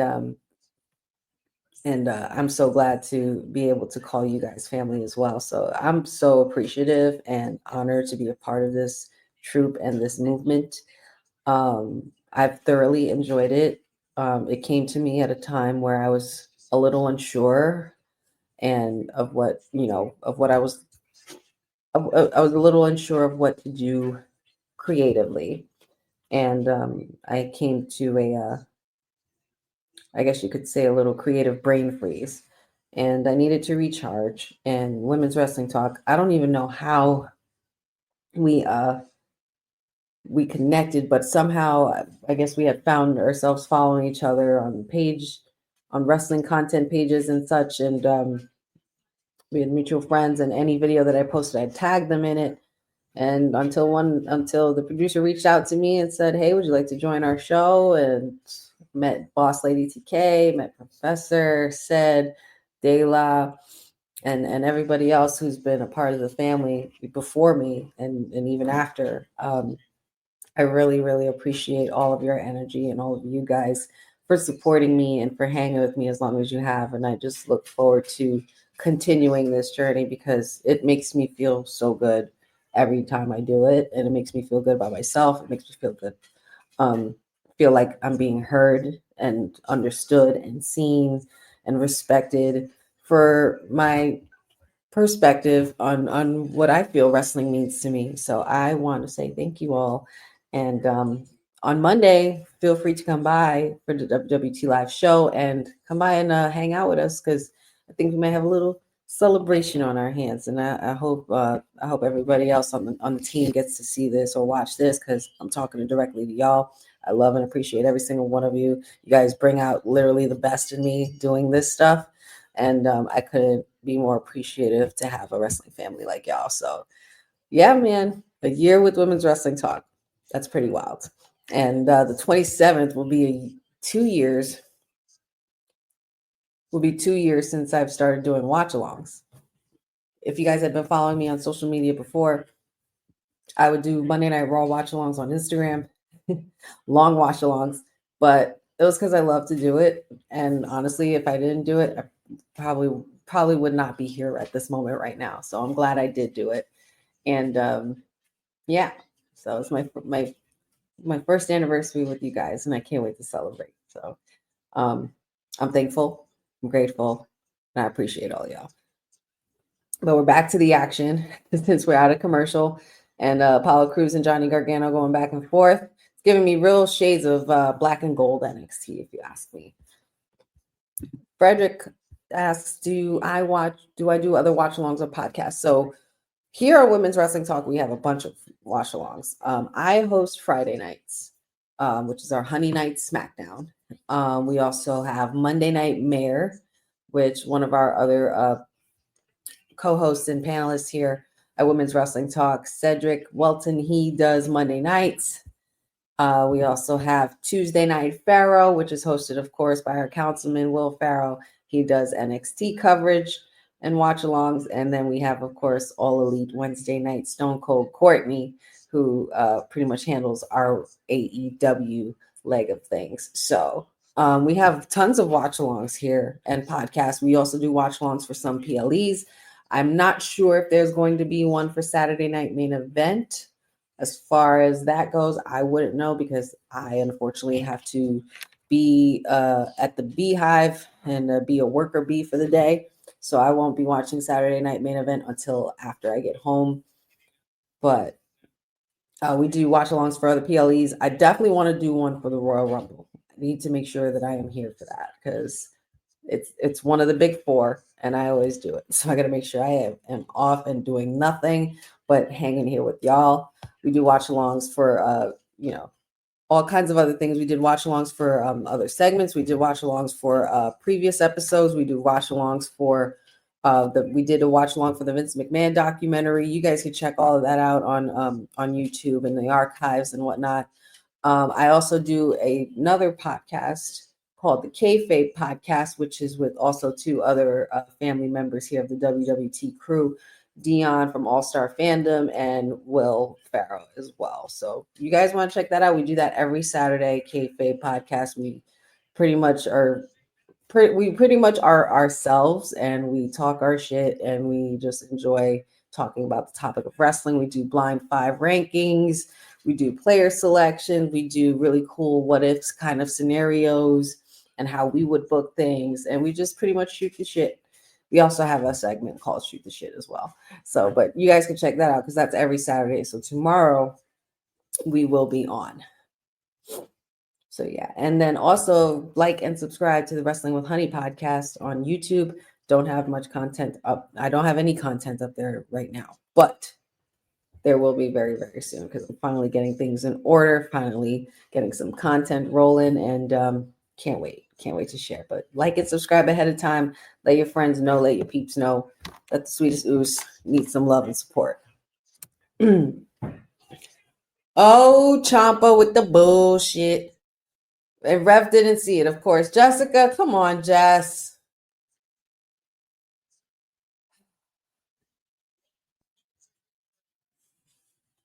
What's happening? Uh-oh. Motor City Machine Guns are back, and they want more. Apollo Crews with a quick roll-up, and he got the pin on Johnny Gargano. Holy crap. Shout outs to Apollo Crews. That's amazing. Good for him. Good for him.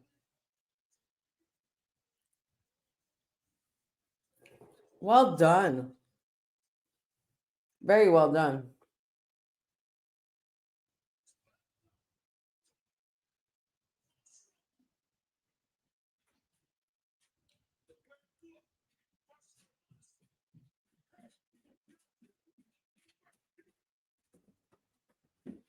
Godzilla versus King Kong. That's the best way to describe it.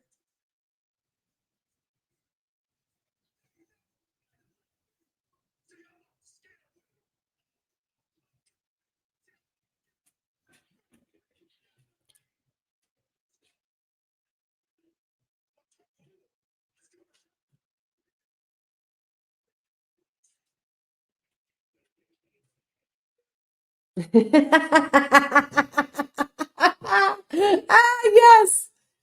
Yo, Jacob just got me amped. Jacob just got me so amped.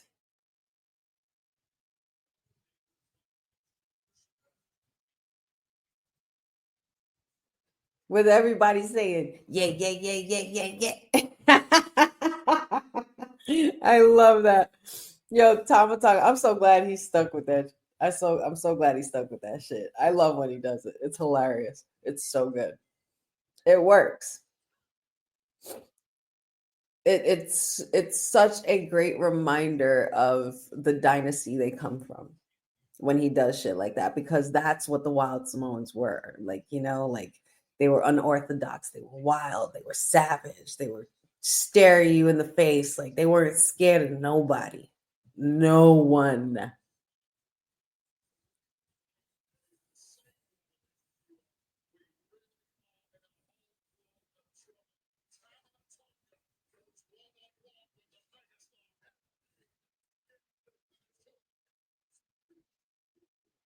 Yo, Jacob, bro. Jacob is a freaking Jacob. Yo, when Jacob breaks out from the pack and becomes his own tribal chief version of himself, we are not worthy. We are not worthy. And since they want to promote more merch, we promoted our merch already, but let's actually give a shout out to our amazing sponsors over at All Caribbean Wrestling. You can follow them at All Things All Caribbean Wrestling on all the socials. Check this out. This episode of Women's Wrestling Talk has been brought to you by All Caribbean Wrestling. Catch the wave. Go to allcaribbeanwrestling.com to check out all the latest pay-per-views or go on the YouTube page at All Caribbean Wrestling. Also, go and check out their socials on Instagram at All Caribbean Wrestling and on X at All Caribbean WR1. Hey, yo, you. Yeah, you that's watching this. You sitting on the couch staring at the screen not knowing what you want to do like this is an online college. Are you tired of wearing shirts that make you look like an extra stuck in catering?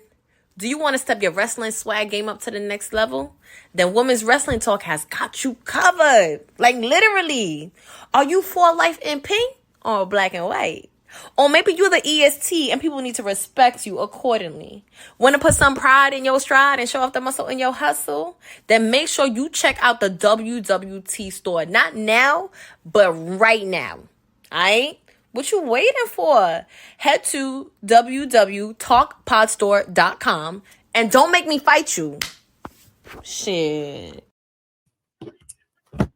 www talkpod.com on all our cool merch. Check out our new website. And also shout outs again to our amazing sponsors at All Caribbean Wrestling. Shout outs to the CEO of All Caribbean Wrestling, big man Mark Henry, who's always got a lot left in the tank.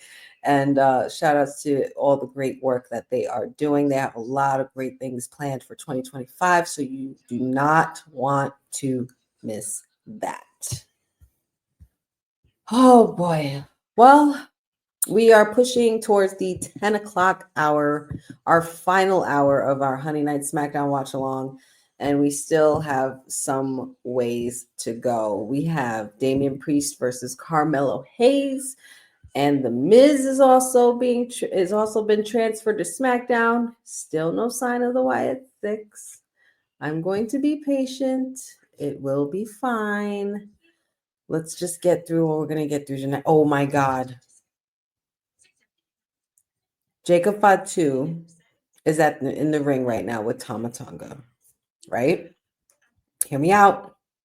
Jacob Fatu is in the ring with Tama Tonga. Jacob Fatu has a match with the big man Braun Strowman tomorrow night at Saturday Night Main Event. Jacob Fatu and Braun Strowman. Well, Braun Strowman could come out and help because Jacob Fatu will most likely interfere with the match between Tama Tonga and LA Knight. And Braun Strowman will come out and help. And then that's where we get the Wyatt Six. Or do we get the Miz and the Wyatt Six? Maybe not Braun and the Wyatt Six just yet. Maybe not just yet. I guess not. As much as I would want that, I think bringing Braun would be cool. Bringing Braun back into the fold would be cool. But the Wyatt Six is complete the way it is. There's no room in this Wyatt Six for betrayal or deceit or deception, because this band of misfits was built on becoming a family. So I don't think it would be a wise idea to bring the big man in just yet, unless you're going to put him against Uncle Howdy. But we first have to deal with the Miz. So, I don't know, lots and lots to consider, lots and lots to ponder over. And who knows what things will look like by the end of the night, because before you know it, we'll be saying we can't wait for Monday. Because now everybody's portal. Everybody's going to SmackDown. People are coming from Raw.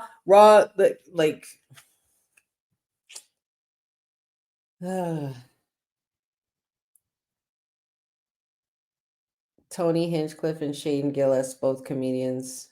And of course, Gabriel Iglesias, Mr. Fluffy. Super duper wrestling fan.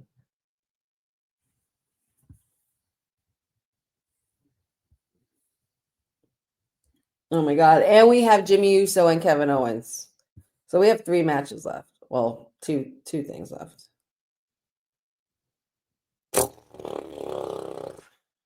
Where is The Miz? We have 3 more matches, and then we have The Miz and Wyatt 6. This is perfect for the hour. So let's go. And here comes the megastar.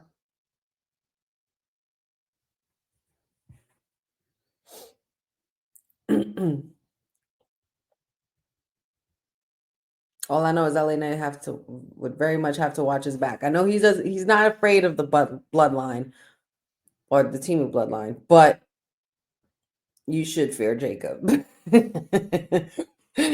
Man, I won't acknowledge Solo as my tribal chief for shit, but I will acknowledge Jacob as the tribal werewolf. Okay, I'll do that. Surprised we haven't seen Solo yet.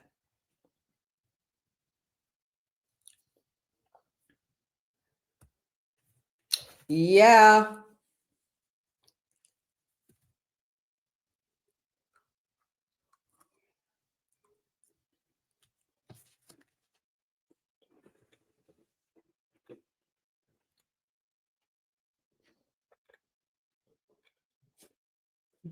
Jacob versus everybody, please. Just give me Jacob versus everybody.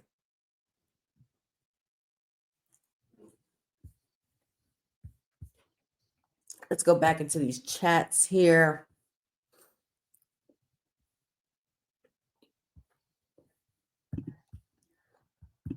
Jeff says, this is a great wrestling chat that I'm happy to have found this site. Oh, Jeff, that makes me feel so amazing. That feels great. That feels really good to hear. I appreciate that, man. Thank you so much for the support. Feel free to join us every week. We do this all the time, man. Just put your notifications on for us, and like and share and subscribe to our page, and we'll definitely keep you in the loop, buddy. Ooh, excuse me. Let's see here. Bo says Indy's going to be popping next Saturday. WrestleTix is reporting 60,450 fans have bought tickets. Sellout is about 62,300 fans. That's crazy. Good for them. Good for them. Thank you, Eric. Thank you so much for the compliment. What happened on SmackDown tonight? Man, a lot is happening on SmackDown, Oliver. So much. Thank you for joining us. But if you need to know, a lot has happened. We had a brawl out with women involved, with Liv Morgan and Raquel Rodriguez and Rhea Ripley and the big 2 out of 3, and Nia Jax and Candice LeRae. Chelsea and Piper Niven went was in a tag team match with B-Fab and Mi Chin, which they won. Let's see what else. We had Apollo Crews come off of a win and beat Johnny Gargano clean. We also had Tiffy Time. We were running on Tiffy Time. Cody Rhodes started the show ahead of his match or contract signing for his match tomorrow at Saturday Night Main Event. The Miz and Damian Priest are being portaled to SmackDown. The Damian Priest is going to be facing Carmelo Hayes shortly, I'm sure, after this match. The Wyatt 6 is lurking around because apparently Nick Aldis has confirmed it. And right now we are getting LA Knight versus Tama Tonga with Jacob Fatu at ringside. A lot has happened. Very good win for Apollo. Huge win. On Johnny Wrestling too? That's wild. That's pretty freaking wild. Jeff Metterling says, I'm watching Saturday Night Main Event on Peacock. Can't wait. Me too. I unfortunately have to watch it after it's already over. You guys are probably going to watch it before I do because I'm going to be a busy worker bee tomorrow. So, the Wild Samoans, they were unspeakably talented and unspeakably diverse. They were just no nonsense workers for real. 1609 Wrestling. I am on Instagram, and I will give you all the plugs when we pretty much adjourn this watch along session. We're going to be doing this watch along, and then I usually like to stay on for like 10 to 15 more minutes afterwards just to discuss everything and to pretty much talk about everything that happened for content reasons. And that would pretty much be it. So I'll let you know what my social tags are later on when we end. I would love to get the WWE Hawaiian shirt. I'll take it. I will gladly take it. Love Hawaii and love wrestling. Two of my favorite things. LA Knight, yeah. Hey, Dylan Johnson, good to see you. Damian and Rhea are split up. They are, but they will always forever be the Terror Twins no matter what, because obviously we saw both of them appear tonight. Oof. LA Knight tossed the hell out of Tama Tonga right there. Mean clothesline to the outside. LA Knight is running on fumes. He's pretty much had it with this bloodline. Jeffrey says, LA Knight to Jacob, I'll stomp you so hard you wouldn't be able to shake. I didn't even hear that part. That's funny.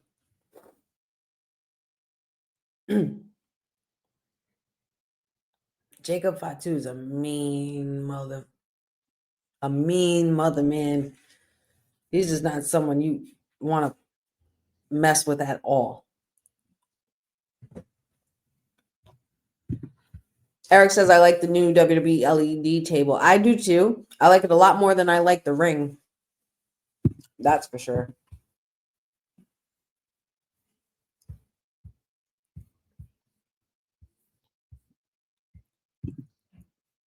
I might have to run that back and hear that part.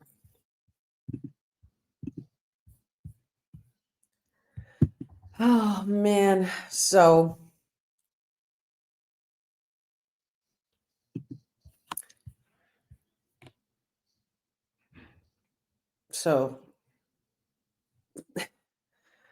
this match needs to finish. I'm getting to the point where I'm like, Triple H, you better not make me wait until the last 5 minutes of this event to bring out Wyatt 6. Last time you did that, damn near lost my shit.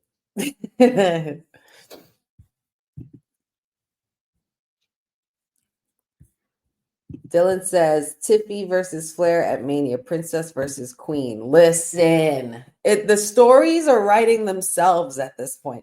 Ooh, and you know what? I'm gonna pose this question to y'all because I know we're gonna end up talking about it tomorrow, but I want to see and get a feel for where y'all heads is at.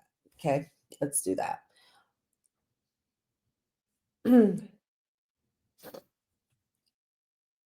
I want to know what you guys think. And this is, of course, shout outs to Dion, who's also a family member of the WWT Live crew, as well as a co-host on the Kayfabe podcast with Councilman Pharaoh and myself. But I wanted to pose this question to y'all because I wanted to see what everybody else thinks as well. Can you see a main event for WrestleMania without Roman Reigns this year? I want to know what you guys think in the chat. Can you see a Roman Reigns list main event at WrestleMania this year? Personally, from y'all perspectives, I want to know from y'all as a viewer, critic, fan, whatever you are, because this is what we're here to discuss, which is wrestling. And I want to know, do you guys see a WrestleMania main event, this WrestleMania especially in particular, do you see this year's WrestleMania main eventing without anything related to Roman Reigns?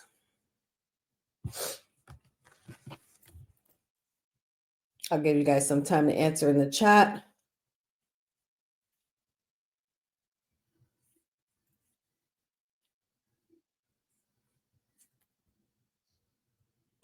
but I want to know.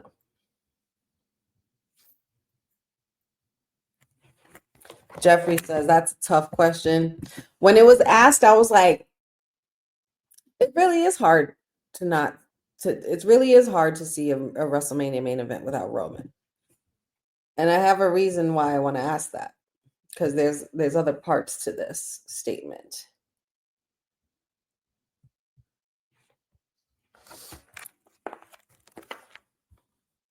Dylan says yes. Dylan Johnson says yes. I'm hoping Cena wins the Rumble and faces Cody. Jeffrey says, from a fan perspective, I can't, but from a business standpoint, I can. Dylan Johnson says, if Roman faces Rock, then maybe. Jeff says, I have hope for Roman Reigns winning the Royal Rumble next weekend then. I mean, I just want to know what you guys think. Do you guys think that Roman Reigns, that we need to see Roman Reigns in a main event at WrestleMania? And the reason why I ask this is because how would y'all feel about Cody? And this is, again, all credit to Dion. How would you feel if Cody and Roman ran it back one more time? No bloodline, no portals, no help, no Taker, no Seth, nothing. Roman versus Cody, straight up, one-on-one. And who wins? Can Roman beat Cody one-on-one? Can Cody beat Roman one-on-one? We have yet to see either. We have yet to see either man without any kind of help or any kind of involvement of outside interference. One-on-one, face-to-face, man-to-man, straight up. Austin versus Rock type level. Austin versus Triple H type level. Hogan versus Rock type level. Do you see it? Icon versus the face of the company. Do you think Roman and Cody can or should run it back one more time?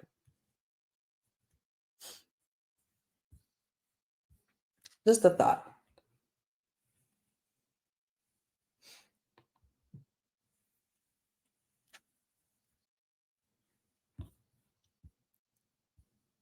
A Reignsless main event at WrestleMania just sounds wrong. You know, it just sounds wrong. But there's going to be a time. There's going to be a time where that happens.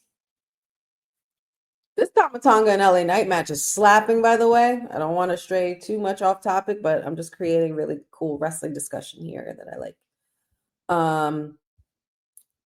Mag Mangum,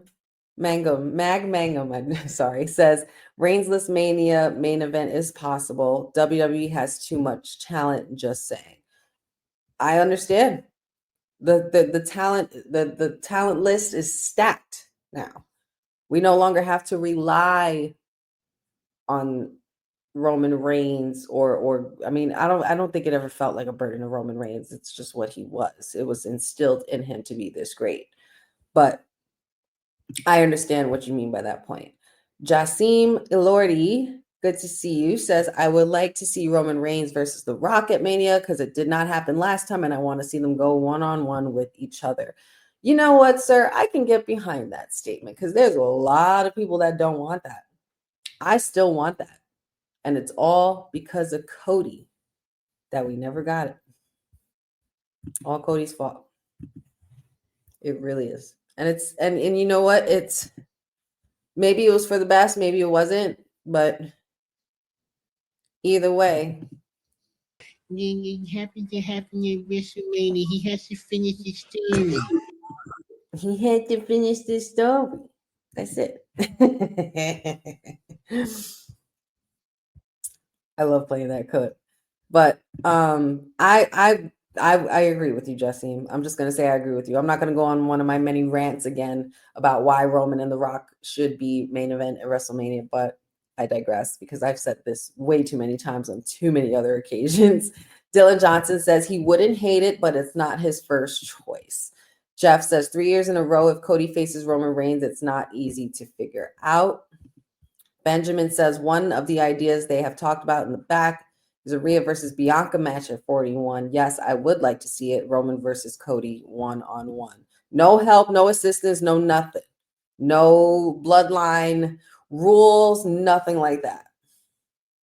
And that is a clean win from LA Knight to Tama Tonga. Woo-wee! Oh, shit. And here comes Jacob Fatu with the attack.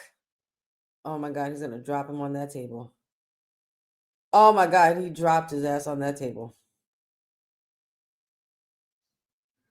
Jacob Fatu he's something special. It's not even funny. He's always so fired up.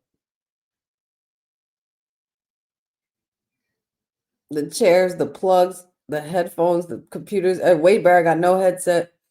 Move. Watch out, Wade.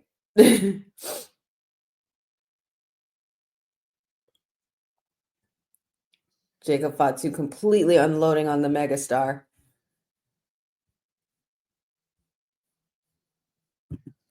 Jeffrey says, oh, big man music is playing. And there comes that big, tough SOB. And yes, the showdown we're waiting for, because you know tomorrow it is going down. Godzilla versus King Kong. Who will remain and be the last monster standing? Jacob Fatu versus Braun Strowman is about to be a face-off right now, and I'm so here for it. Oh my God, guys. You ready? Wait, Jeffrey, I'm going to get to your point in a second, but we have to see this. You have to see this. Get into it. Come on, give me a face-to-face. Give me a face-to-face. Give me a face-to-face. Come on. Oh, Tama Tonga tried to stop Jacob, and Jacob pushed him off. Oh, we're going to get the face-off. We go get it. We go get the face off. I'm gonna get the face off. Get closer. Come on. Yeah. You hear those people? Let's go. Get hype, big man. Oh my God. They're circling. You have a megalodon and a great white. Who's gonna come out on top? Well, that's a megalodon right there, man. Yeah, big boy. It's going down, y'all. Here we go. Oh, shit. Oh, Tama Tonga, you screwed it up. Oh! Oh, man. Y'all teasing us with this shit. Y'all teasing us. Well, because you lose it, you never win. Oh, boy! That stuff is... Yeah! It's meat. This beautiful thing, man. Beautiful thing. I'm so here for it. Jacob Fatu and Braun Strowman, they're waiting patiently to put hands on one another tomorrow. Somebody's going to get these hands, and I don't know who it is. I really don't know who it is. This is going to be so good. It's going to be so good. But shit, if I'm LA Knight, I'm happy to have the big man on my side. Screw that. Screw that. There goes Grayson Waller and Austin Theory. A-Town Down Under with The Miz. And of course, The Miz is probably bitching about why he's here on SmackDown, how he got tricked into being portaled. And now he's where the Wyatt Six is, and he needs some friends and protection.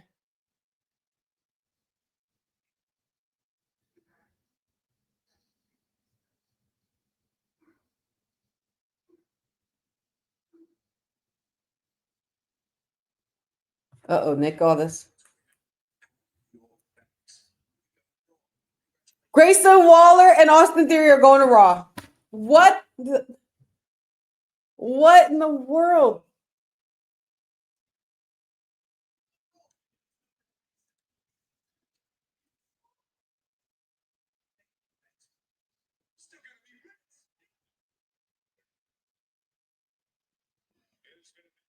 Oh boy.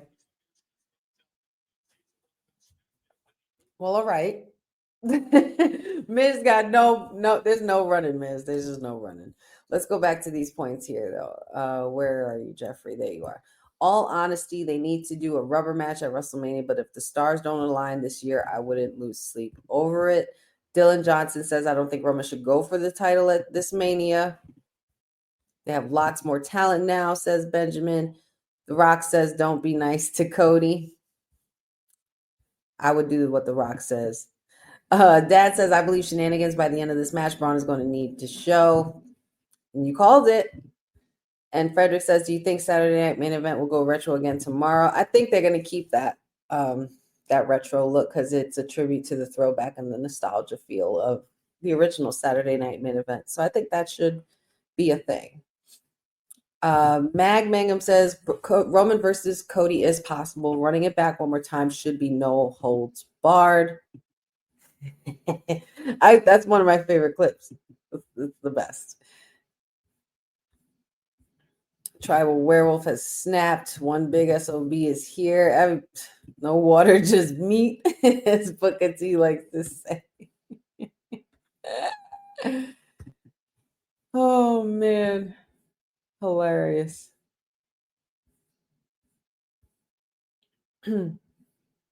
Boza says, moves are finally coming. Honey should have had Mayor helping her. I know, right? We need double time.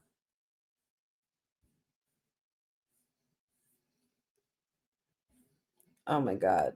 I don't know who you are, Brad, but if you're gonna keep spamming, you're gonna have to get removed. That's just me putting it nicely. Okay. Look at this. You don't curse, you geek. Oh boy. Nothing is more geekier than, I'm your nightmare. I'm your nightmare. That's funny. Last time I checked, Cody Rhodes was my nightmare. Sorry, Brad. Oh my goodness. I don't know what was with all the spamming, but that was annoying. Miz is so looking for friends on SmackDown, and he's so not finding him. Goodbye. Jasim says, I'm going to get the Ula necklace from Amazon so I can acknowledge my tribal chief. Your travel chief or your tribal chief? I knew what you meant. Dylan says, speaking of The Rock, I'm loving Ava as NXT GM. I do too. I love her as her own version of the final boss. I am curious as to see if she's going to wrestle again. And guys, we have a visitor. We got to knock on the door, and I should not keep her waiting, but she is here to join me. It is my WWT sister, All Elite Wrestling Zone PR Princess, Stone Cold, Courtney Rice. What is happening, girl? Thank you for joining us. SmackDown Watch Along. Have you seen any of the shenanigans that have occurred, and are you enjoying the show? It's actually been a good, solid episode of SmackDown, especially right before Saturday night's main event. Yeah, they're kicking it up a notch in a way that I didn't think. We got people portaling through. I feel like I'm in a NXT. A WWE universe, like a Marvel universe, where just all kinds of scenarios are happening. So many scenarios. Yeah, it's too much going on. Too much going on. We have Damian Priest who showed up. He's going to be facing Carmelo Hayes next. We had B-Fab and Meat Team, which is a tag team I did not know I needed, and I need because I like that. Let me see. We had LA Knight just beat Tamatonga. And then Jacob Fatu, of course, got involved, and then that led to Braun Strowman. Chelsea Green, not so much of a successful night for her. She teamed up with Piper Niven to go against Michin and B-Fab, which was a great match. Which match have you looked forward to happening? Which one are you really happy with? Unfortunately, I did miss the first match, Pretty Deadly versus Motor City Machine Guns. I did miss that match. Really did love the ladies. I got to see my little Poison Pixie in the match, but unfortunately, she wasn't the one that was pinned. Liv Morgan pinned Bianca Belair. Yes, she did. And Liv kind of capitalized off of what was already happening with Bianca because she almost had your poison pixie. She almost had her. She But, almost did. but Liv was with the save. Liv with the save. Let me guess. You called Liv and you made a call. You were like, I love my poison pixie, but we can't have her take the pin. No, can't. Yeah, that's why I said she can't take the pin. This is the most TV time she's had on. I don't want her to, take the fall. Of course. That wouldn't even put her in good graces with her mentor, Nia Jax, either. And I wouldn't want to be on Nia Jax's bad side these days. And now we have Shinsuke Nakamura, Samurai Nakamura. Ooh, this is like a lethal version of Shinsuke we've been all waiting for. I feel like I'm so happy that this Shinsuke has arrived, because I feel like this is something that's definitely a mixture of what he has shown us over the years from Japan even into WWE, and he's completely combined it and turned it into a full-grown heel. Yes. And I like this Shinsuke. It reminds me back in the days of the guys like Hakushi. Yep. You know what I mean? Like they were the Achilles heel to your heroes, like Bret Hart. Hakushi with Bret Hart, like he was probably one of his toughest time, if anybody remembers that, but I do. Yeah, Shinsuke's on his way to pretty much solidifying himself as a legend. Yes, he is. And speaking of legends, we have El Campeón of Bronx in the house, who's officially been moved to SmackDown, and he is going up against Carmelo Hayes. I was wondering who this person was going to be when Nick Aldis said he's on his way to the office. Did you think it would have been anybody else? Were you expecting Damian Priest, or is there anybody else you might have thought that it would be?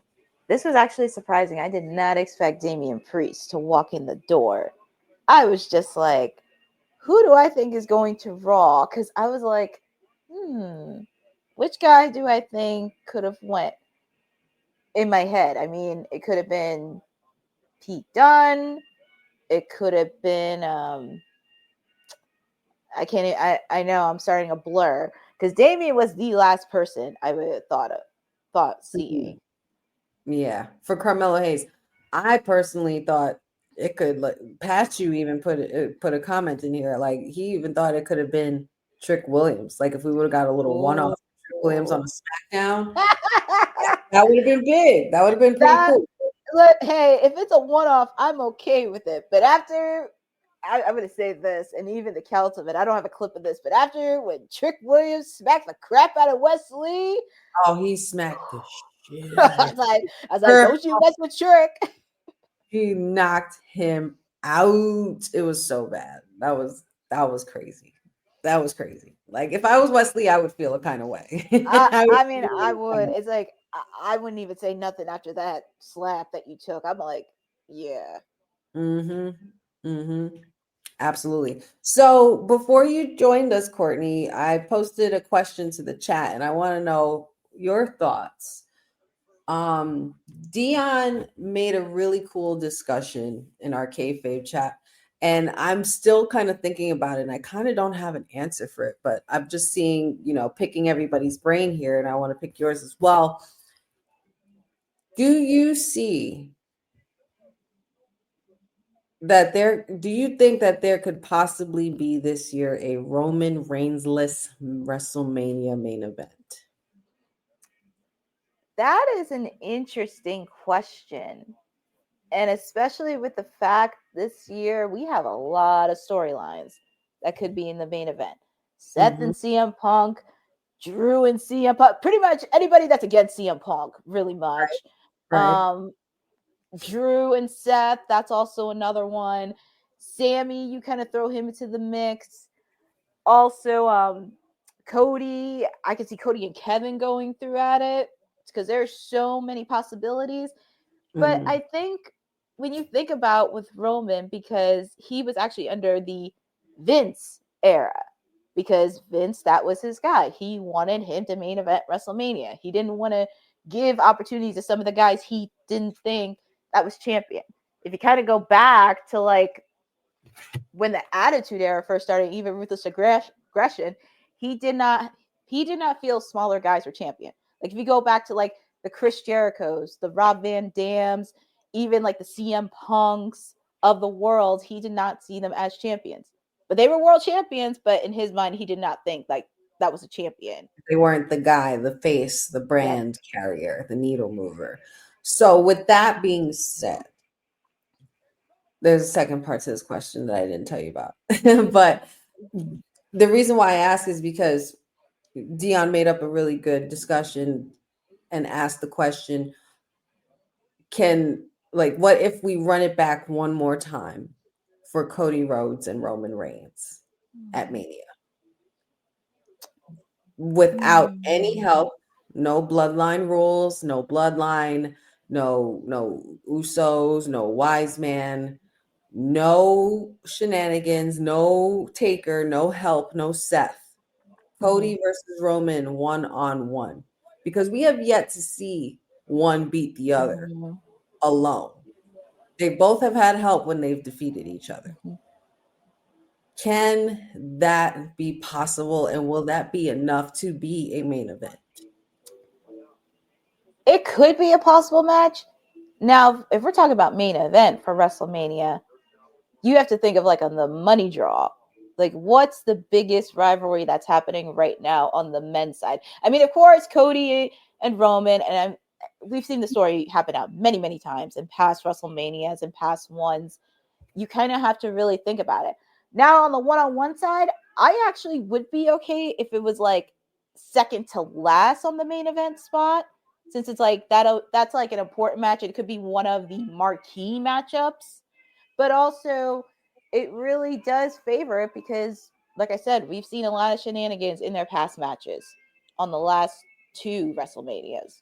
So this would be very interesting to see, and also it'll kind of shut down all the conversations on like not ending clean, and kind of shut up all the Cody crybabies.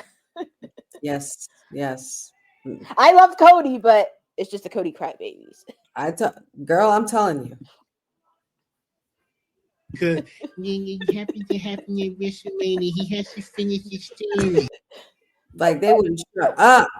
I never get tired of laughing at that clip. That clip always makes me laugh. I love it. It's the Nini. He has to finish the story. It's so good. It's beautiful. You know what? I'm not gonna lie, and I'm just doing this for shits and giggles, and only because you're here. This one makes me laugh too. Enjoy a guy that knows how to play the trombone. Oh yes. Such good stuff, man. Such good stuff. So many. Many. But so now that question is leading into another question. Mm-hmm. And I'll ask you guys in the chat as well. I didn't officially ask it, but I'll ask it now.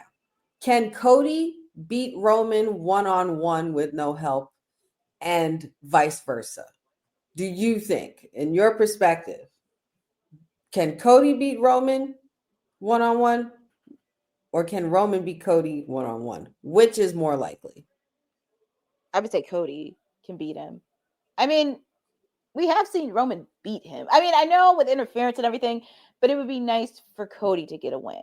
At least to like get a win clean without any help from the bloodline, without any help from anybody in the ring. Because it's like, when I think of this, it's like, who kind of needs to win more, Roman or Cody?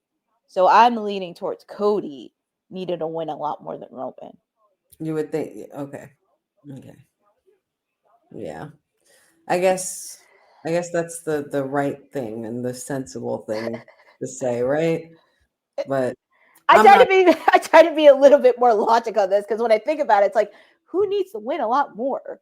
Yeah, technically Cody does need to win a lot more, but I'm not gonna think logically. I'm not feeling it. You're sticking with tribal chief. I'm sticking. I can't turn away. I can't sell. There's no way. I've gone this hard for my tribal chief just to turn back? No. To go backwards? No. You've been advocating for him for so long. It's like, you can't turn your back on your And I will continue to advocate him until I look like this. He was special. I will cry tears of joy. I will be an old lady saying it's been 84 years and my tribal chief is still acknowledged. Like, I will, are you kidding? Please. That's like me. I will still advocate for Chris Jericho to the day I die. Yeah. Yeah, I feel you. We all have our, we all have where our hearts lie for our certain superstars, Yes. Mine is Roman. It just happens to be Roman. Jeff makes a good point here. In this match with Carmelo Hayes and Damian Priest, you got two former NXT champions. Oh, yeah. It's like the old ushering in the new, and I'm here for it. I like this. I love it. I just love seeing Damian in action. I just wanted to be champ again. Yeah, I think that time will come. It will come for Damian. But he's done a great job. Oh shit. He has. You just done pissed him off. That's the last thing you want to do. Get him, Priest. Priest is getting fired up, wailing on Carmelo Hayes, and it looks. I think Carmelo Hayes is it's gonna be taking a nice long ice bath after that. Getting pummeled. Oh, nasty clothesline by El Campeón. Yes, he is. El Señor.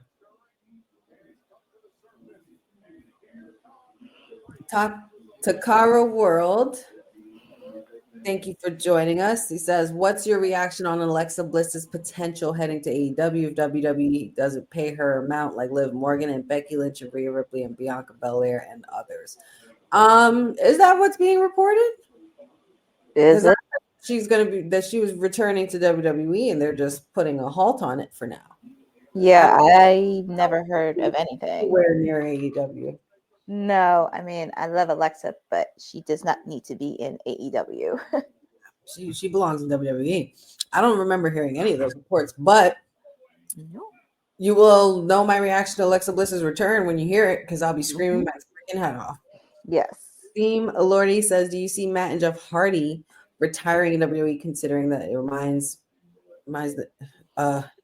Possessed with the first started? Maybe that's a typo. But considering that it was where they first started, maybe that's what I meant to say. But absolutely, hands down, and getting Hall of Fame rings. No questions. No questions about that. They deserve it.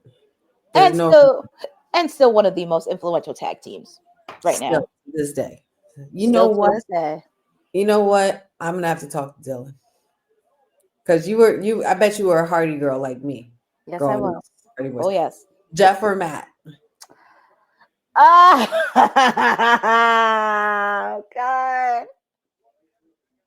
When I was younger, it was Jeff. When I was younger, it was Jeff. But now it's Matt? Yeah, and it's so funny. I actually met Matt Hardy in person. Oh, that's amazing. It's so just a quick story. So it was back in, oh my God, 2022 or 2023.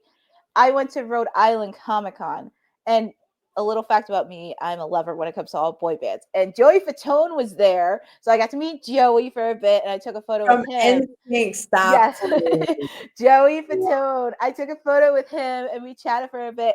And then they had this whole roll section of wrestling there. Like they had Jerry the King Lawler and they had Matt Hardy there. Nice. And I met Matt. And the funny part about it is he liked my NSYNC shirt. So we talked a little bit about NSYNC and he's actually a fan of NSYNC.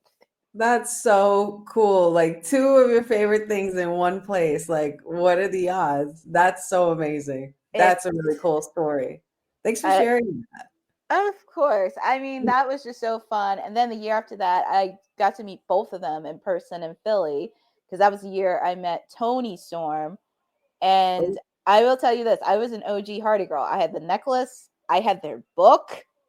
I used to wear the fishnets in my hands. Yep. With the chain on my jeans. And hold on really quick. We got a pinfall for the El Campeón. We have Damian Priest with the win over Carmelo Hayes as to be expected. And that was a mean match. He was beating the shit out of it. Congratulations to Damian Priest. Yes, Carmelo Hayes, you need an ice bath for sure. But okay, so the reason why I asked is because I need Dylan. Hopefully Dylan's watching this, but maybe he'll see it. I'm gonna actually hit him up on the side too, just so he can make it. But Dylan is, of course, notorious for the amazing produced clips here on WWT Live. I think that Dylan should do a clip of you and me coming out as the Hardy Boys, like both of our heads in pose. Oh my god, I think that would be hysterical. that would be so hysterical. Because honestly, they're the reasons why I got into wrestling. The Hardys. Is that Blair Davenport? Is that Blair Davenport back there? That's Blair Davenport and Piper Niven talking back there. Ooh, because remember what happened earlier? Chelsea said she needed some backup. Oh, so you need Blair Davenport to back you up, but Piper Niven, I don't know. I'm just like, that's pretty wild to me. That's a little wild to me. But Piper Niven has been messing up though. She's been fucking up. She's been kind of messing up here and there. But next Friday we got Naomi versus Liv Morgan. That should be fun. Ooh. And we're still getting down to this nitty gritty. You notice these are all the women that were kind of involved with each other when Jade got attacked. Mm-hmm. So we're getting full circle here. We're getting somewhere. And now we have next Friday Jimmy Uso versus Carmelo Hayes. Mm-hmm. And now we're getting ready for Kevin Owens. Oh boy.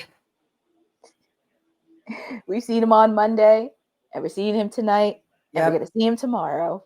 Kevin Owens versus Jimmy Uso. And there's been no Wyatt 6. Yeah, crazy. Nick Aldis said they were here. Well, where are they, sir? Where is my Wyatt 6? What if they make an appearance tomorrow during Saturday night's main event? That's what I said earlier. I was saying maybe they'll show up for Braun Strowman's match, but I don't know. He didn't show up tonight, so I don't know.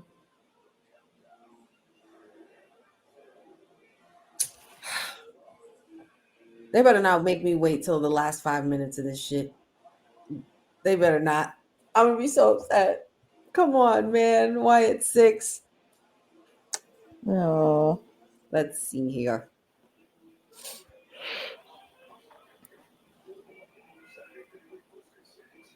Let's look into the chat here. Dylan Johnson says he's an advocate for Mercedes Moné. Good luck to you, sir. Good luck. You can team up with our mayor, and if you want, you're more than happy to jump on my watch along for Wednesdays, because you get a lot of Mercedes Moné on Wednesdays. Not so much here. No, not so much on Fridays, but you can join on Wednesdays, because on Fridays you get on Wednesdays you get CEO. On Fridays you get CE no. Dad says, I love Roman, and don't get me wrong, but Roman held on to that belt because of the interference from his bloodline. Yes, I know. Which is what I'm saying now. Like, if Cody and Roman were to go one-on-one straight up, no interference, no interruptions, no help from either side, who is coming out on top? You guys, I want to see all the answers in the chat. So let me know. Carmelo Hayes is making a big mistake for messing with Damian Priest in the first place. Yup. Lewis Johnson, it is going very well. It is absolutely chaotic. The only thing that's not going well is the Wyatt 6 showing up. I don't know where they're at. And no one's going to hear the end of it. I don't care. Deron Kincaid, good to see you, says, same here. I will be screaming my heart out seeing Alexa Bliss when she comes back. Can Jeff Hardy bring back that iconic face paint with the bug guy? The bug guy? What? Bug guy? Bug guy, or you mean big guy? I'm trying to think of a big guy. Am I drawing a blank? Dad says, I know my daughter's choice between the Hardys, Jeff. Yeah, when I was younger, it was Jeff. I always wanted to color my hair in different crazy colors, just like he always wanted to do it. He definitely dyed his hair. I'll never forget, because one of the matches that actually got me into wrestling was 2002. It was on Raw, and it was Jeff Hardy versus The Undertaker in a ladder match.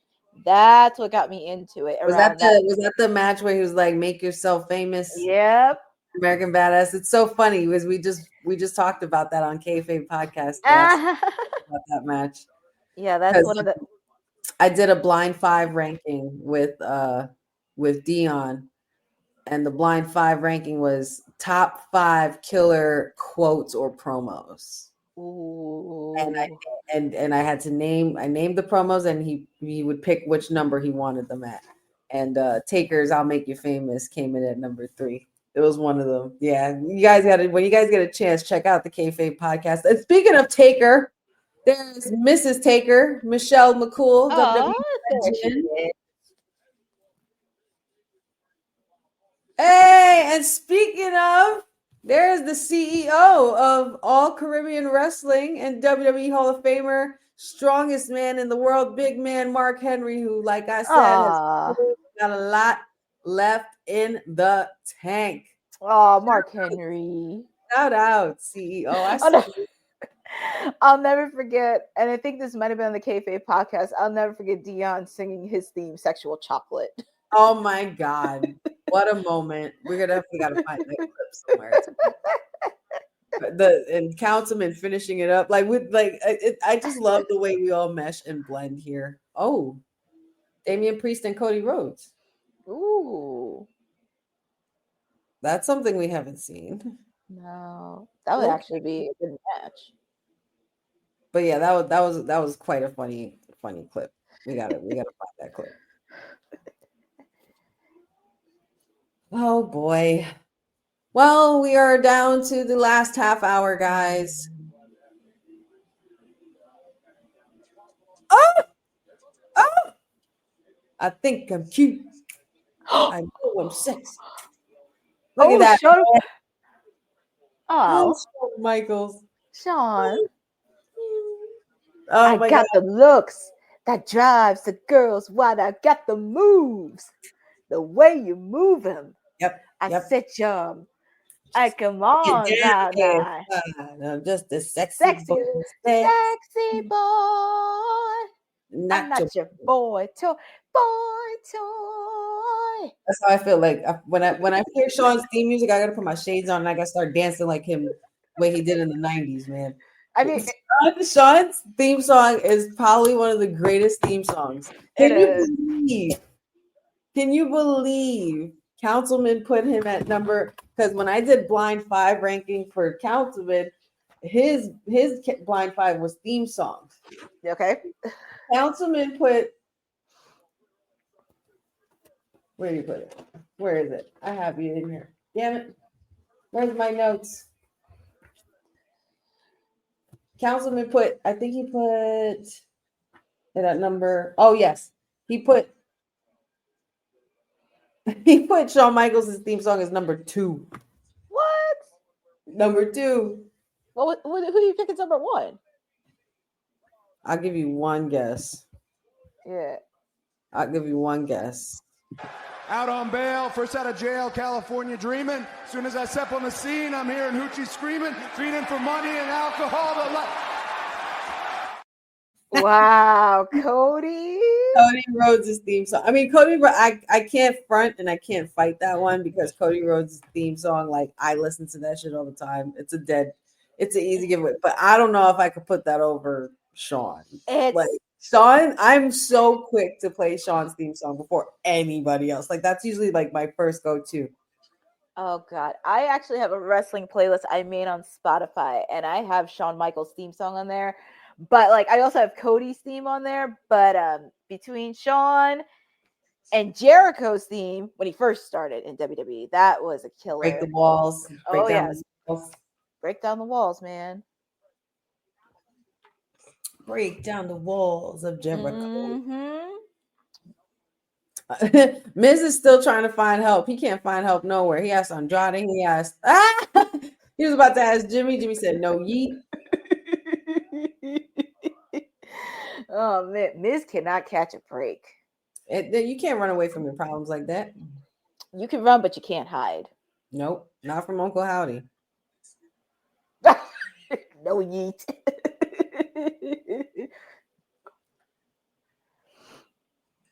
I love the way he does no yeet. I love Jey Uso are now like their own. Yeah, they've come into their own on their own. Like Big Jim, that name is hitting. Big Jim, I like that. It makes me think of like when the Hardys were single for a while. Because when they were on that split, like Jeff and Courtney, Hardy version. Yep. And then Oh, what the Jeff, hell? what? Carmelo Hayes is interrupting the party. Oh my God. He is ruining what is supposed to be going on. Jimmy's on his way out to a match.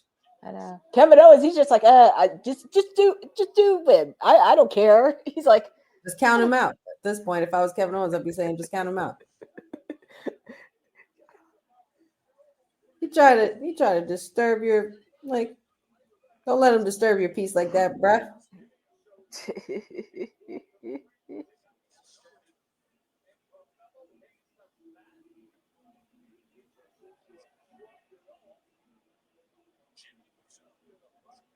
Jimmy Uso versus Kevin Owens coming up next. 20 minutes left and no Wyatt 6. I'm rioting. No Wyatt 6. Honey's gonna riot. Yeah. Boza, if they did, I'm gonna be upset. I'm gonna be upset. I'm gonna be sad. Boop, boop, boop, boop, boop. D-Ron says, unless they make an appearance at Saturday Night Main Event, where they might appear tonight and target KO, which is way too fast to have them targeted at KO. I don't know. Are we talking about the Wyatt 6 there? Breaking news for AEW tomorrow: Samoa Joe versus Nick Wayne. Tony Khan just tweeted. Also, Queen Aminata, Deonna Purrazzo, Yuka Sasaki, and Serena Deeb in a fatal 4-way. Winner gets Mercedes Moné on Dynamite for the TBS title. Let's go, Queen Aminata. Yeah, she's ready. Let's go, Queen Aminata. Yes. Jasim says he still feels like it's Roman Reigns for the win when it's him and Cody versus Cody one-on-one. Dad says Roman for the win regardless. I've missed Mickey Cross. I've missed Uncle Howdy. Damn it. There's a little circle forming with regards to people's connection to Jade. They have been in matches together. Good call. I did keep my eye on that earlier, Ben. I love the way you think, brother. Great minds think alike. I meant to say, can you bring back the bug eyes? Oh, the bug eyes, not the big bug eyes. Yeah. Jeff Hardy with the face paint when he closed his eyes. Oh, yes. He did that on his Instagram so many times. So good. And he did that himself, too. He would always do his own. Yep. Jeff for me, too, because we have the same name. Well, duh. Obviously. Big ups to Mark Henry. Shout outs to Michelle McCool and Mark Henry. Damian Priest says, see you soon, champ. I'm just a sexy girl. Make your ankle hurt. Yes, I need your heart out. Hands off the merchandise. Hands off the merchandise. I love it. HBK theme song is Honey's ringtone on my phone. Love that for me. I love that for me. Cody, I use Cody's entrance a lot in universe mode. If Ciampa's song had more lyrics, it'd be top 3. No One Will Survive, you mean? Is that Ciampa theme you're talking about? Because that's a really good theme song.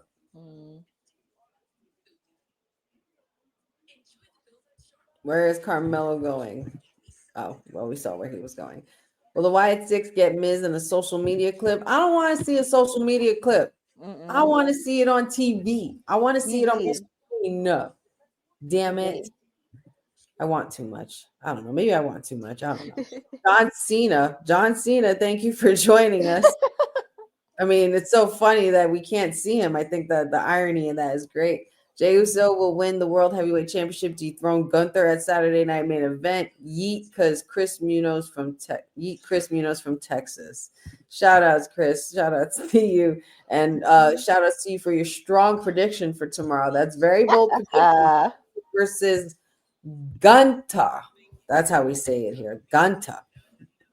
Or at least like this. Gunther, the ring general Gunther. I don't get tired of these clips. I knew like Boss Lady, once she put me on to like playing with these buttons and making these videos and shit, There's just like no stopping me. Diron says, yeah, the Wyatt 6. That's what I meant about the comment about them coming in Saturday Night Main Event or tonight on SmackDown. Did you see Jeff Hardy's tribute to Bray Wyatt with the blue face paint? Or with face paint? Yes. Mm-hmm. Did you guys know that why Jeff Hardy does the face paint is because of Sting? I did not know that. No. Can you make an LA Knight button where it says, yeah? I think I could find that. Oh, yeah. We can make something like that. We have a whole bunch of stuff. So much stuff we can use for LA Knight. Oh, boy. Yeah, I think this is going to be it. Mm-hmm. I think that we're down to the last 20 minutes. I don't think we're going to see Wyatt 6 tonight. Oh. I didn't even see now one damn QR code, unless I missed something. Yeah, I didn't see a QR code while I was watching SmackDown.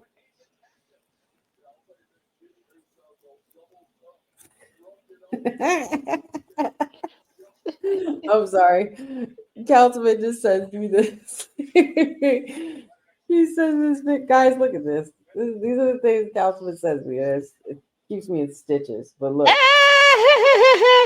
Shamrock in 2019 looks like Al Bundy on a shit ton of steroids. Al Bundy, that's crazy though, because his face kind of does look like. Do you see what Kevin's wearing?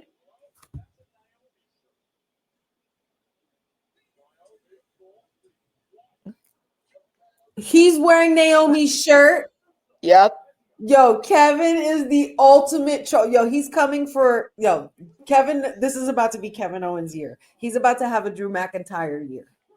This is the year of the McIntyre year for Kevin Owens.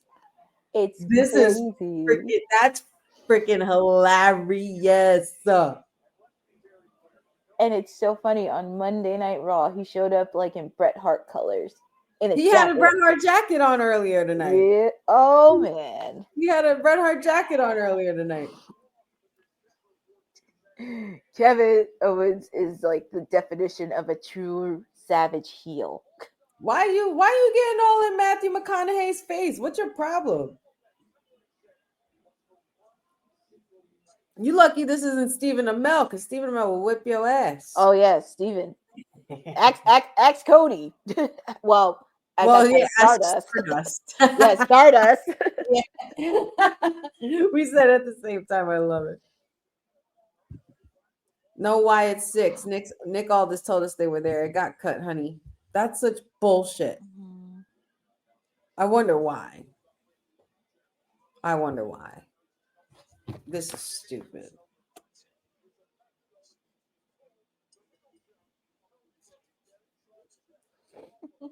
$15 minutes. Let's go, guys. Let's make it good. Minutes. Here we go. Our main event for tonight. Big Jimmy Uso versus Kevin Owens, the self-proclaimed Winged Eagle Belt champion. Hey, why are you messing with Joe Tessitore? Come on, man. What did Joe ever do to you?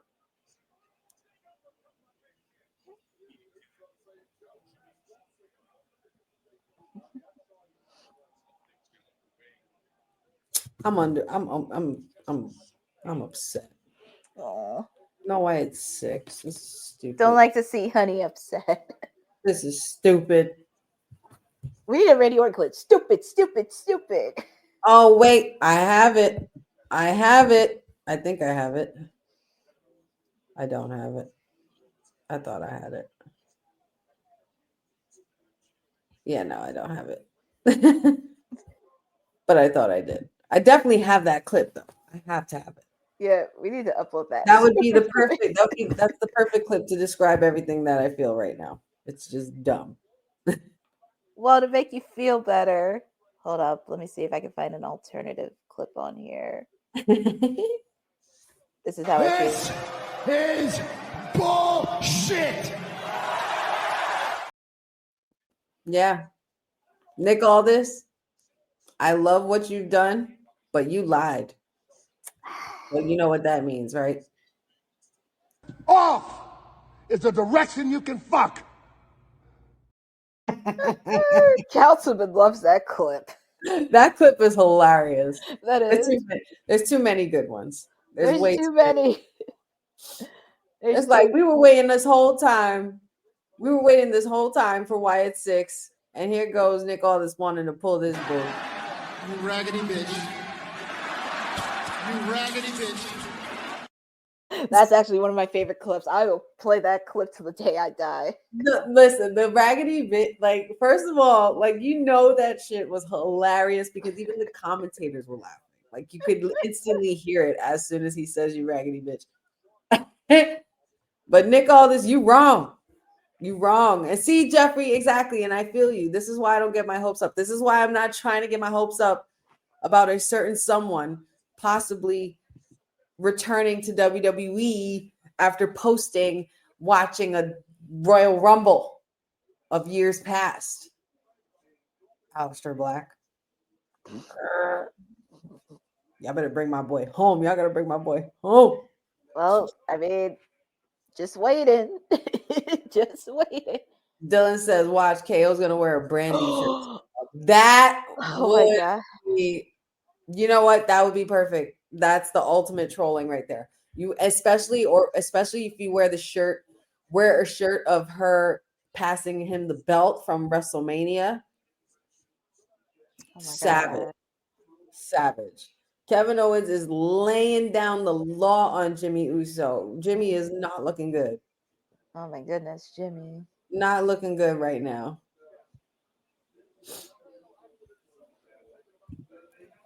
Jeffrey. He better. He has to. He has to. If we're watching a watch along, if we're doing a watch along for the Rumble and a countdown goes off and the lights turn off and I hear those notes, I can't promise how loud I'm going to be on this mic and screaming my head off and screaming the lyrics. Guys, Aleister Black has a very, very, very safe place, special place in my heart.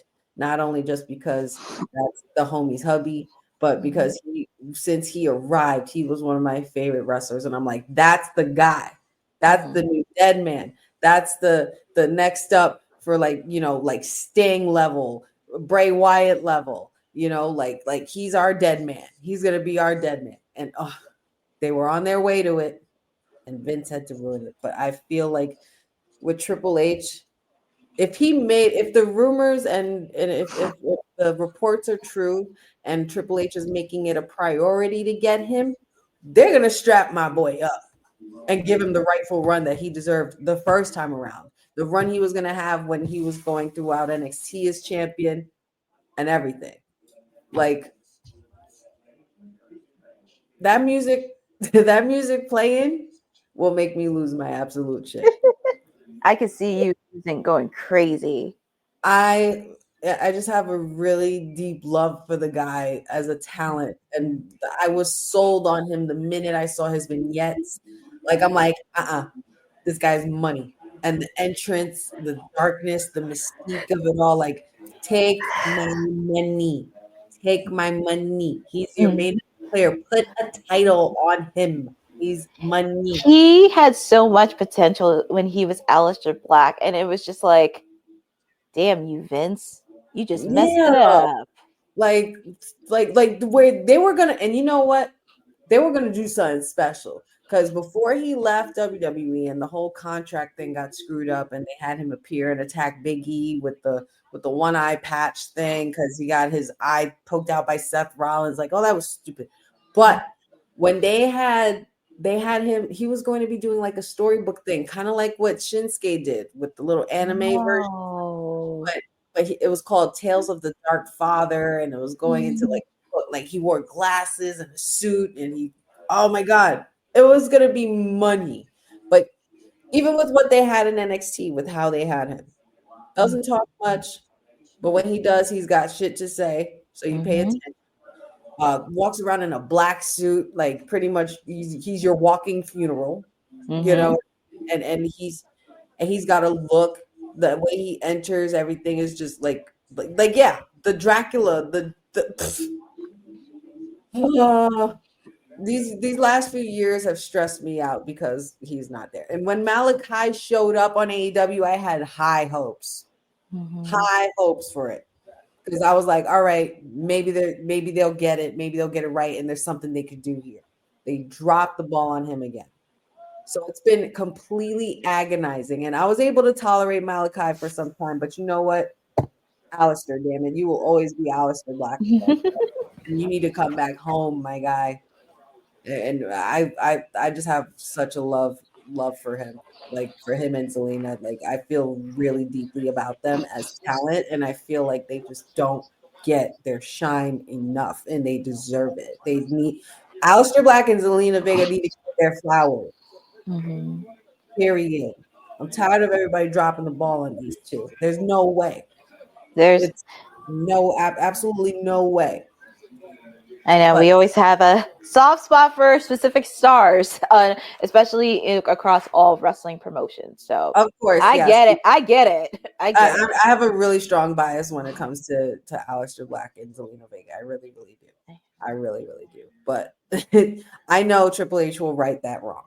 I know if there's anything that any one of those wrongs that happened during those years, that's definitely a big one that weighs heavy on Triple H. That was Triple H's. He was going to be his baby. That was going to be his face. Like Roman was for Vince, or Cena was for Vince. Yep. Alistair was going to be that for Triple H. I'm telling you, I felt that in my soul, and I still do. If they made it a priority as such, but I don't want to keep ranting and keep rambling and pissing myself. Not enough. I'm not even getting why it's 6 tonight either. But hey. Ooh, Swanton bomb, and Kevin Owens landed really awkwardly on his head there. I don't know if it was off of Jimmy's knee or what, but it didn't look good. These guys are hurting each other right now. These are two big boys going at it. Oh, absolutely, Jeff. If I was Alina, I would want him back too. Dad poses a good question. How would Aleister Black and the Wyatt Six coincide? What do you guys think? Like whether they fight each other or against each other or with each other, I don't care. That would be interesting. I kind of want him. I want to see him go against Karrion Kross. Ooh. Or run it back with Drew McIntyre, run it back to NXT TakeOver. Oh my God, Drew! Oh, I could see him and Drew going at it. Like Drew's been a savage to almost anybody. Aleister Black versus Drew McIntyre at NXT TakeOver for the title, and that was when Adam Cole first appeared. Adam Cole, baby. God, the times we lived in. Ugh, I want to go. I gotta watch that back. Let's see here. Don't forget he rises up on that thing from NXT. Aleister Black, seeing him come back on the Royal Rumble 2025. You think so? I'm trying not to get my hopes up. First NXT pay-per-view I ever saw was the one Aleister debuted, and I immediately knew this guy was money and there's no way to mess him up but Vince. Exactly. Yep. Exactly. I had a feel. It's crazy because you felt it too a lot in that time. Like I felt like that was a time where you easily could feel the energy shift and change when there were NXT guys moving to the main roster, and once Vince handled them, it was different. Like it sucked. Like Ciampa with the Miz. Like really? I was like, Psycho Killer with the A-lister. Like that's just all wrong. But I digress. Like Triple H said, the door is open. D-Ron says that theme music of Aleister Black, my goodness. Yeah. Hope they get their respect and the rise very soon. I want to be the one who comes through the door if Triple H opens the door. I feel about that.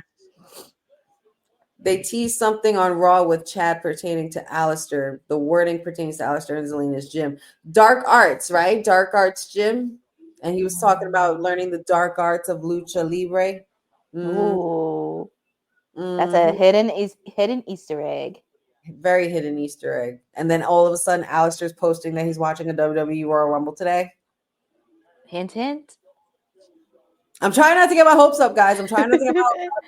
I'm not gonna do it. 1 week from tomorrow. 1 week from tomorrow. Yeah, it's driving me crazy. It's driving me crazy. Aleister Black versus Andrade with Zelina as special guest ref. You don't even need Zelina as a ref. No. With Andrade and run it back to NXT. Run it back with Andrade to NXT because that was a good rivalry too, and that was when Andrade was champion. That's another one too. Y'all gonna write that wrong with Andrade as well. Mm-hmm. Aleister Black versus Karrion Kross would be fire. Aleister Black versus Damian Priest would be fire, says Deron. I mean, there's so many matches seeing Aleister Black. Yeah. I want to see Aleister Black versus Demon Finn Balor. Oh my Lord. Wow. Finn Balor. Demon Balor versus Aleister Black. Give me the Demon Finn Balor. That's my boy Finn Balor. That's money. That is my guy. That's right here. Oh boy. He's one of my favorites. Demon Finn Balor, I could vouch for that as well because that's my favorite Balor. That's my favorite Balor for sure. Especially when he used to come out with all the gimmicks based on like the events and where they were. Like when he did Texas Chainsaw Massacre. He did like a Jack the Ripper when they were in London. Yeah. Oh, and that was a spear by Jimmy Uso to Kevin Owens. Oh my God, stop it. Jasim, stop it. Oh no. Oh God, Penta. Oh, don't. I can see him. I can see his happiness with that. I could versus Lister. I could see Penta being at the Royal Rumble next weekend. Penta will definitely be in that Rumble next week. Yes.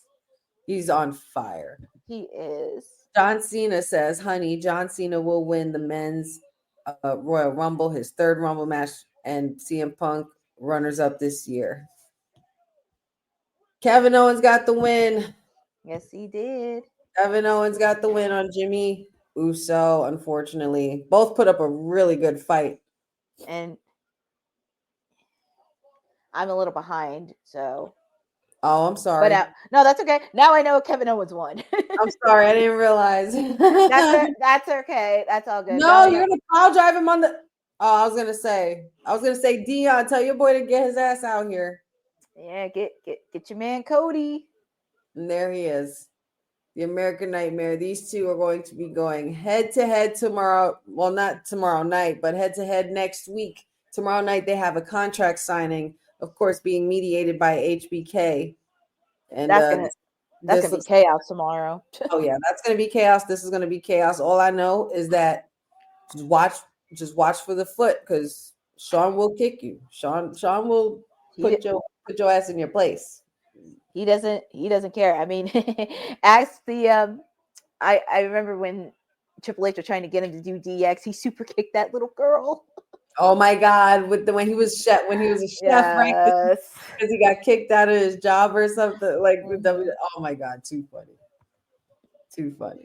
Well, next Friday we'll see you in Indianapolis. In Indianapolis. Yes. Oh man, wow. Well, okay, that's how we ended on SmackDown. SmackDown was very, very exciting tonight. Yeah. But still also a little anticlimactic, but whatever. We'll talk about it in a bit. Mm-hmm. What we're going to do is take a little brief intermission and go to commercial because right after when we come back, we are going to do our post show. We're not going to switch rooms. Just everybody stay right where you are or go run to the bathroom really quick or refill your beverage, whatever you got to do. But just be back in about 45 seconds because we are going to be back here, myself and Courtney. Courtney, are you going to stay for the post show for a bit? Yeah, okay. I'll stay on post show. Awesome, cool beans. And before we get out of here, we're going to make sure that we let you guys know where to find us and how to follow us and all the things we got going on. But in the meantime, that is the end of our Honey Night SmackDown watch along. So right after this commercial, we will be back and we will be going right into the post show. So we'll see you in a jiff. Hey, yo, you. Yeah, you that's watching this. You sitting on the couch staring at the screen, not knowing what you want to do. Like this is an online college. Are you tired of wearing shirts that make you look like an extra stuck in catering? Do you want to step your wrestling swag game up to the next level? Then Women's Wrestling Talk has got you covered. Like literally. Are you for life in pink or black and white? Or maybe you're the EST and people need to respect you accordingly. Want to put some pride in your stride and show off the muscle in your hustle? Then make sure you check out the WWT store. Not now, but right now. Alright? What you waiting for? Head to www talkpodstore.com and don't make me fight you. Shit.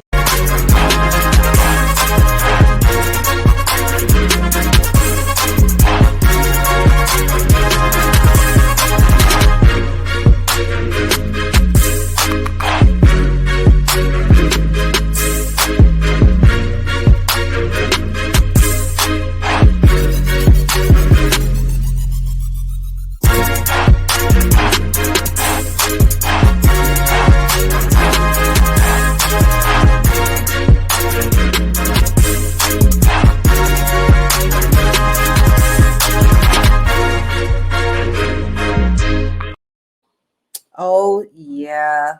Oh, yeah. The website is www talkpod.com. Make sure you guys check out the website and all the cool merch we got going on. Shout outs to All Caribbean Wrestling, our amazing sponsors. And that was pretty much our Honey Night SmackDown watch along. And we are now going into our post show. And of course, we don't never have a great night on Honey Night SmackDown without a visitor. We have WWT's PR princess, the hummingbird of AEW, Miss Stone Cold Courtney Rice, who joined us for the final hour of SmackDown. And we are going to get into our post show and go over all of the events that transpired this evening. Shout outs to everybody in the chat. Feel free to let us know what your favorite moments of the night were. And feel free to chime in on anything that we might have missed this evening. So I think we pretty much covered all the bases. Let's see. We have so first up, we had Cody Rhodes show up and pretty much speak with Joe Tessitore in a quick interview, talking about the contract signing and everything ahead of for this week, going into Saturday Night Main Event being mediated, the contract signing being mediated by Shawn Michaels, and then going on to finalize that ladder match in Indianapolis at the Royal Rumble. Chaos, of course, ensued. Kevin Owens interrupted, and Cody was ready for it. But we also had two matches that were predetermined, or well, not predetermined, pre-booked already, and it was LA Knight versus Tama Tonga and Motor City Machine Guns versus Pretty Deadly. And we didn't know that we were getting so much more than just that. So it turns out that WWE was being quite subtle, and pretty much Chris Sabin, Alex Shelley kicked off the pretty much the second segment of the show, and they went at Pretty Deadly. They were also insinuating backstage that Los Garzas was watching and DIY was watching. And of course, that could only mean one thing, and that is chaos in the tag team division. Pretty Deadly got in some really good tricks for the Motor City Machine Guns, but still Motor City Machine Guns came out on top. It was a great match, great back and forth. And let's see. We also had a women's tag team match. We had B-Fab and Michin versus Chelsea Green and Piper Niven. There was a lot going on for this match. Unfortunately, Chelsea Green and Piper Niven lost. Michin did pin the United States Women's Champion, which I think is something that should not go unnoticed. And turns out that Chelsea Green is looking for some extra security because the security she already has, according to her, is not enough. B-Fab had a wonderful showing tonight. Her and Michin are a very refreshing women's tag team that I did not know that I would really enjoy, and I kind of want to see more of that. Jacob Fatu and Braun Strowman was pretty much being promoted throughout the night. It's giving King Kong versus Godzilla levels type of action. We also had Kevin Owens antagonizing of Matthew McConaughey throughout the night. And Damian Priest, Carmelo Hayes was up for a match tonight against Jimmy Uso. Turns out those plans had changed because Nick Aldis had said that match will be happening next week. Instead, he got someone else for a replacement, and he got a potential prospect for SmackDown's roster. And it ended up being none other than former Money in the Bank winner and El Campeón, Damian Priest, who is now portal to SmackDown, which is big news. And they ended up facing off in a match made by Nick Aldis tonight as well. We can all guess how that went. It was great back and forth between the two, but of course, Damian Priest came out on top, showing his dominance and showing that he is not here to play on the SmackDown roster either. I want to talk about the ladies, Courtney. Let's talk ladies. Tiffany Stratton came out and began to cut a promo, and she was pretty much being a bit braggadocious and talking about she doesn't care who wins the Rumble because she's ready for anything. And before she could say any other word, Monday Night Mommy's music. What did you think of Rhea Ripley showing up tonight, and how crazy everything unraveled after that transpired? First off, I need to play Sabrina Carpenter anytime Tiffany comes out because she just gave me Sabrina Carpenter vibes throughout that whole night. But anyways, going back to Alexa, play Espresso. She just gave me vibes. But anyways, it was a very surprising to see Rhea Ripley. Very surprising to see her being the champ. And I'm like, Rhea, what is she doing here? But I realized, but also, of course, she's facing off against Nia Jax tomorrow. So it was very interesting seeing both of them in the ring as the respective champions. Think about that. It's like you had the most popular girl in school, the most popular pretty girl in school, like the prom queen girl, and then you had also the most popular goth girl in school. And guess what? They're both dominating champions. So who wants it? And I think also that's a little hint for maybe Tiffy versus Rhea, because I think that would be amazing. If these two still hold on to the title, like say come Survivor Series, and we have a Raw versus SmackDown championship match, that wouldn't be a bad idea. At least I don't think. But not only Tiffany Stratton and Rhea Ripley were there, but you also had the likes of Nia Jax, your Poison Pixie, Candice LeRae, and then of course Naomi and Bianca Belair, followed by Liv Morgan and Raquel Rodriguez, which can only spell catfight. What did you make of the whole segment itself, as for all the ladies, and how important do you think this moment with these women plays for what is going to be coming through for the year 2025 on the main roster? I think it was very interesting to have all these ladies show up because it's like, what is going on here? And then you have to think if it's Rumble season. But I always love it to see my poison little pixie come out because she needs some TV time. Damn it. But it was nice to see all the ladies come out. Of course, Nia, as I mentioned, she's getting ready for her match with Rhea tomorrow. Almost every female's declaring to be in the Royal Rumble match. So Tiffy and Miss Rhea know they have a bigger target on their back. Yes, they do. But it doesn't look like they're scared in the least. I will give them that.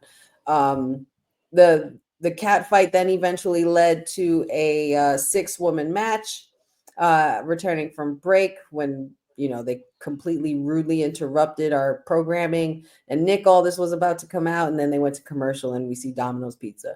But hey, it is what it is. Can't control these things. But nonetheless, we learned that Nick Aldis made the match official. It was a 6-woman match, ended up being very, very well done. But unfortunately,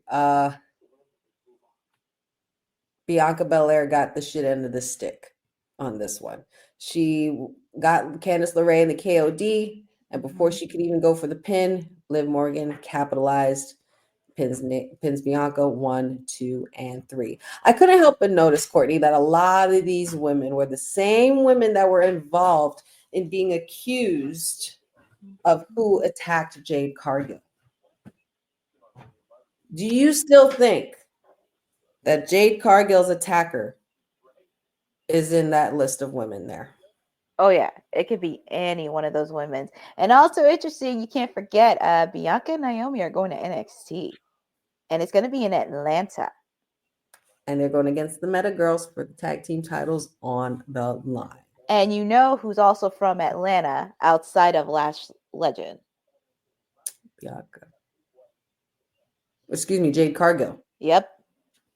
So, with that being said, do you think we are going to get down to the bottom of this mystery as to who attacked her? I think we're going to get to the bottom of it before Rumble this weekend, because it's going to be a very, very stacked card, and it's going to make this whole women's Rumble wrestling interesting. On top of that, you have Charlotte coming back to the Rumble. Yep, we got a vignette of the Queen as well. She will be making her arrival. I think it's ironic that they showed Charlotte Flair's vignette before Tiffy Time came out. I mean, could that be some foreshadowing that we see in the future? Possibly. Charlotte Flair versus Tiffy Time. Book it, trips. But we still need to get down to the bottom of who attacked Jade. And I can't help but wonder that it had everything to do with the Queen. Mm-hmm. Yeah. So, but yeah, that was a great 6-woman match. The women pretty much threw down and pulled no stops for tonight's match as well. We also had some one-on-one action with Johnny Gargano and Apollo Crews in a singles match, of course, after Apollo Crews had insulted DIY backstage in previous segments. This was a great thing for Apollo Crews, I think, for him to be on TV. I think it's been a while since we've seen him, so it was great to get us, especially fans who have never seen him before, get him familiar with the crowd. They've been keeping him at bay and, on the back burner a little bit recently. So, but I'm glad he's finally being able to get his shine. And he was able to come up with a nice, clean win on Johnny Gargano. And it was very impressive. It was a thorough match, and it did what it needed to do for the show. And I feel like if the match went a little longer, they could have done some craziness in that match. But I wouldn't mind if they ran it back either. Yeah. On with the night, we had Tama Tonga versus the megastar, Mr. L, as well, which was pretty much a really, really good match. Jacob Fatu came out, escorted Tama Tonga to the ring, had a very, very great promo upon his arrival, and LA Knight pretty much was like, screw y'all, I'm not scared. I'm sick of you, sick of this Team Bloodline messing with me and disturbing my peace and my journey for greatness. And LA Knight defeated Tama Tonga. Jacob almost cost LA Knight the match, but thankfully ref was on top of things, and the megastar hit the BFT for the win. And due to Jacob Fatu, of course, interrupting after LA Knight's win, that big SOB Braun Strowman ended up coming out and saving LA Knight from further turmoil. And we know those two monsters are going to be in the ring tomorrow night for Saturday Night Main Event, of course. So therefore, that furthers that story. If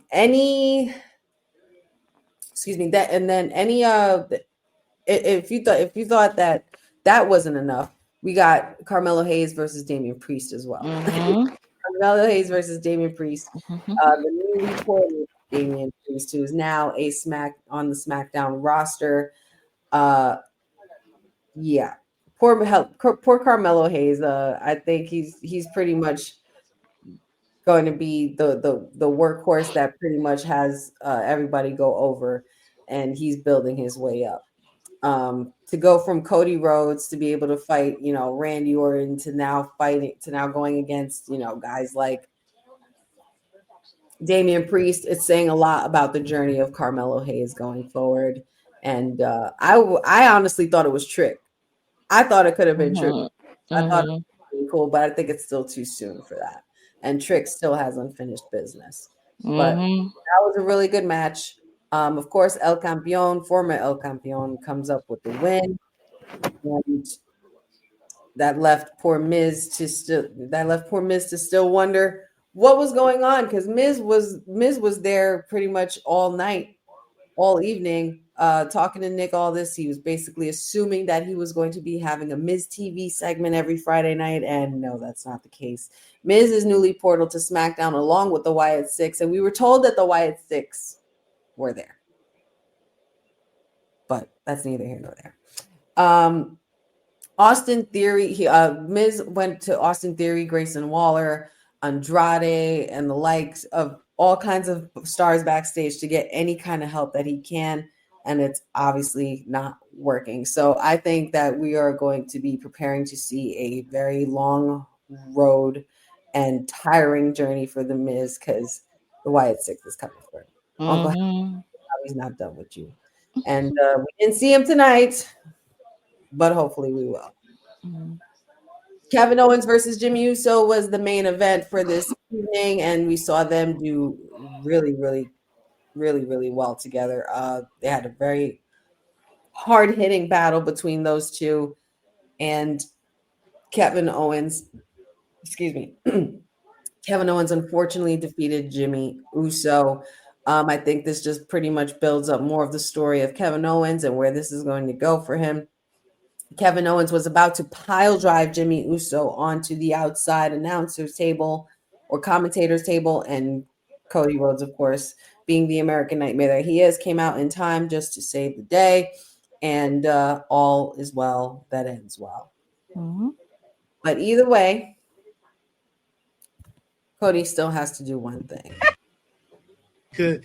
It happened to happen at WrestleMania. He has to finish his story. That clip never gets old. You just gotta finish the story, Cody. Just keep finishing your story, and we're gonna do the same. Let's see. KO continues to be a troll. I can only imagine what kind of shirt he's gonna wear for tomorrow, Saturday night. Oh my god. Tonight was pretty interesting. It was a great way to make it the go home show before Saturday night and pretty much get us in gear and ready for Rumble season, because literally we are looking at a week away from the Royal Rumble. So I hope you guys are excited. I'm very excited. I'm going to see, I don't know what's going on as far as a watch along for, if there is one for tomorrow. I unfortunately won't be around for it, but there should be a watch along for the Royal Rumble. I'm going to definitely make sure I'm here for that, because I love doing Royal Rumbles, and it would be a great way to, just hang out with y'all on a Saturday evening or afternoon, and do some countdowns and see who shows up. So I hope you guys feel free to join us. We're going to see what the boss lady says and see how we can organize a watch along for these upcoming events. Quick shout out to the Hall of Famer Mark Henry for also being at SmackDown, and shout out to WWE legend Michelle McCool, as well as celebrity A-lister Matthew McConaughey. At least I look at him like an A-lister. To me, he is.